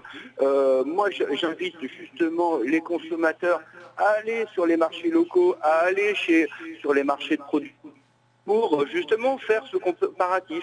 Et puis vous allez voir que justement vous allez gagner en qualité intrinsèque, parce que moi je fais un pain, il se garde pour toute la semaine. Mes clients au bout d'une semaine ils me disent je viens de finir ce matin le pain de la semaine dernière, et donc il n'y a aucune perte. Mais Anthony, est-ce que vous êtes d'accord avec Nelly tout à l'heure qui disait que c'était très très chronophage? Alors, oui, tout à fait, mais c'est pour ça que moi je ne veux pas opposer du tout les différents systèmes. Moi je suis effectivement très solidaire des agriculteurs qui traversent des difficultés aujourd'hui. Moi je pense que je rejoins Nelly, c'est-à-dire sur le sens où il y a besoin de régulation, il y a besoin justement d'une interprofession forte justement qui va dire au-dessous de tel prix, on ne vend pas nos produits. Moi, je trouve anormal de vendre des produits alors qu'ils sont à un prix au-dessous du coût de production. Effectivement, c'est quelque chose qui ne peut pas marcher. Enfin, on marche effectivement sur la tête dans ces cas-là. Merci Anthony pour votre appel au 02 99. De rien, 67, merci à vous. 35, 35, bonne journée, au revoir. À Cadin et à bientôt. On va accueillir un deuxième appel sur ce thème-là. C'est Yannick qui habite à Médréac. Bonjour Yannick. Bonjour. Vous êtes éleveur de porc, vous, hein? Voilà, tout à fait. Alors tout d'abord, bonjour à Nelly et à... Bonjour Yannick. Et à Hervé. Yannick. Apparemment on se connaît. On se connaît depuis longtemps, on est amis. Voilà, donc moi je suis intervenu en fait dans le reportage de ce matin. Donc nous c'est la ferme de la Lande à Médréac. Donc juste pour rectifier parce qu'il y avait un petit problème. Donc en fait moi ce que je voulais dire c'est que je rejoins Nelly et je rejoins un petit peu ce qu'il vient de dire l'invité tout de suite. En Bretagne on produit 60% du lait en France. On produit 60% du porc, on va pas tout boire et on va pas tout manger, quoi. Donc à un moment donné, les circuits courts, c'est pas possible. D'autant plus que si je prends mon cas qui est sur le porc, dès qu'un agriculteur dans un autre coin de la France veut faire un élevage de porc, on l'en empêche. Donc je pense que la solution, elle n'est pas là. La solution elle n'est pas dans les circuits courts, même si moi aujourd'hui j'essaye d'en vivre parce que c'est pas forcément si évident que ça. L'aspect chronophage, je suis 200% d'accord avec Nelly. Et donc voilà quoi. Je pense qu'aujourd'hui la solution elle est pas dans les circuits courts. l'aspect au niveau de la restauration collective. Je travaille avec la restauration collective et c'est vrai que c'est pas évident de travailler quand on nous demande des cahiers des charges très importants et qu'en plus il faudrait qu'on se cale avec des tarifs qui, comme au cours du porc en fait, si vous voulez, vous avez un cours de la viande, un cours du lait, un cours de la crème, et normalement il faudrait pouvoir se caler sur ces cours-là. Donc finalement, on essaie de passer à côté d'un système et quand on va sur ces marchés-là, finalement on se fait rattraper. Donc quelque part, c'est pas forcément la solution non plus, quoi. Donc voilà, moi c'est juste pour vous dire que j'étais très solidaire. Parce que Yannick, vous disiez, oui. Il y a la solution, est-ce qu'il y en a qu'une ? Non, c'est à chacun de trouver sa solution, c'est vrai, ça je le reconnais et c'est vrai que c'est pas évident. Moi je pense que de toute façon, la première solution, ça fait déjà plusieurs années que les agriculteurs essaient d'aller vers là, c'est l'autonomie le plus possible, c'est-à-dire dépendre moins de tout ce qui circule autour de l'agriculture. Il faut savoir qu'on fait vivre énormément de personnes en Bretagne et quelque part, c'est pas forcément une symbiose, on va dire, parce que des fois c'est plutôt du parasitisme, donc il faut faire attention. Voilà. Moi je pense qu'il faut absolument qu'on retrouve pour aujourd'hui, dans un premier temps, un système pour libérer les problèmes, notamment au niveau du porc, d'exportation vers des pays comme la Russie. Ça, je pense que le FOL a vraiment fait le bon choix d'essayer de viser en Europe. Je pense que les solutions ne sont pas nationales et les agriculteurs le savent. Et c'est dommage de mettre le feu au niveau des routes. Je soutiens qu'on nettoie les cours de ferme, on en a besoin des fois, mais par contre, et qu'on vide, qu'on emmène tout et qu'on dépouche tout sur la route, ça c'est pas le problème. Mais par contre, mettre le feu au bitume, je suis pas trop d'accord. On a déjà bien du mal à en payer pour mettre dans nos cours de ferme. Donc plutôt voilà, la déchetterie que la voie express, donc. Voilà, exactement. Merci Yannick pour votre réaction. Vous souhaitez une belle journée à Médréac. Ali Abdelmalek, donc votre réaction par rapport à ces propos de Yannick. Oui, merci. Je voudrais réagir aux deux dernières interventions, en fait, pour rappeler, pour moi, une évidence, c'est que personne ne conteste la nécessité impérieuse de maintenir non seulement une biodiversité en matière végétale ou animale, mais en même temps une diversité la plus importante possible des types de production et des formes de production. Et vous ne m'enlèverez pas cette idée selon laquelle la vente directe, les ventes à la ferme, etc., ce qu'on appelle la pluriprofessionnalité dans le monde agricole, eh bien ça s'inscrit tout simplement dans des niches économiques. Il faut comparer ce qui est comparable. Donc il ne faut pas non plus sombrer dans un discours, je dirais, totalement idéologique à 100 lieues de la réalité. De toute façon, c'est ce que disait Yannick, avec 58% des porcs produits en Bretagne, ce n'est pas possible de les écouler. Tout à fait, c'est la raison pour laquelle j'ai vraiment apprécié donc l'interpellation. L'agriculture, second élément, aussi d'évidence pour moi, l'agriculture, elle est spoliée. Elle est spoliée par à la fois l'amont et par l'aval. Quand j'évoquais tout à l'heure la nécessité, là encore, d'intégrer pour la compréhension et d'intégrer dans l'analyse l'ensemble du système agricole, et dans le système agricole, j'intègre évidemment les professeurs de lycée agricole, les techniciens de l'agriculture, les chercheurs de l'INRA, etc. Et donc pour essayer de comprendre le processus de modernisation de l'agriculture, l'évolution même du métier. Aujourd'hui, on parle de plus en plus de profession d'agriculteurs. Eh bien, il faut intégrer l'ensemble des intérêts, et pas uniquement les intérêts d'une minorité, justement, des consommateurs. Parce que ce que l'on appelle le discours des consommateurs, en fin de compte, eh bien, on a une minorité, là encore, élitiste socialement, une minorité de personnes diplômées, membres de couches sociales plutôt favorisées, qui s'expriment au nom de l'intérêt général, au nom de tous les consommateurs, alors qu'effectivement, ils ont un profil sociologique déterminé. L'agriculture est donc spoliée par l'amont et par l'aval. Ce n'est pas la raison, loin s'en faut, pour sombrer dans un discours que j'appellerais de recherche de bouc émissaire.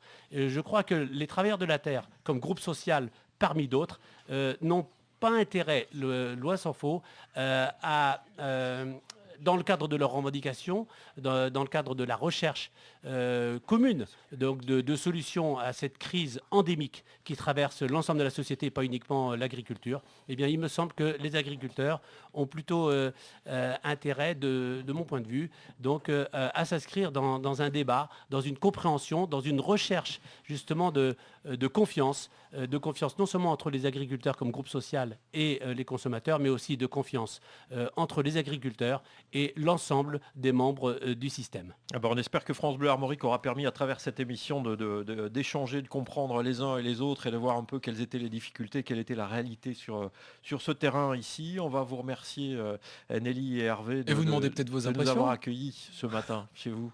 C'est vrai que c'est très impressionnant. Qu'est-ce qui est impressionnant de voir Bruno dispositif et, oui, c'est aussi. Non, on est ravis de vous avoir accueillis en tout cas. On n'a pas trop chamboulé votre quotidien là ce matin? Un petit peu. Voilà, on va vous laisser, vous allez pouvoir retourner vous occuper de votre ferme, de vos animaux aujourd'hui. Merci de nous avoir accueillis, de nous avoir préparé des crêpes, d'avoir mis cette salle à disposition ici. Et juste un dernier petit mot, je suis ravie aussi d'avoir pu assister à ce débat avec monsieur et merci à France Bleu Armorique pour la liberté d'expression qui nous a été offerte ce matin. C'est essentiel pour notre métier. Vous avez pu faire passer les messages que vous aviez envie de faire passer. Nous représentons plusieurs personnes, plusieurs éleveurs de l'agriculture conventionnelle vont sans doute se reconnaître en nous. Et enfin, on a pu exprimer des choses et faire partager des choses. Voilà. Et voilà, je suis ravie. Ça s'appelle la radio de service public et c'est pour ça qu'on y est. Alors, au-delà des remerciements, non seulement rituels, mais vraiment très sincères, je dirais simplement d'un mot. Nous manquons cruellement d'une politique territoriale en lieu et place d'une simple politique agricole. Je vous remercie. Merci Ali à table. Et moi je vais me faire le porte-parole de toute l'équipe. Il y a beaucoup de monde autour de nous ce matin pour vous remercier de votre accueil vraiment chaleureux. On a été superbement bien accueillis. Et courage à tous ceux qui sont en manif. Voilà, message est passé aussi pour qu'on termine cette émission en remerciant toute l'équipe de France Bleu Armorique.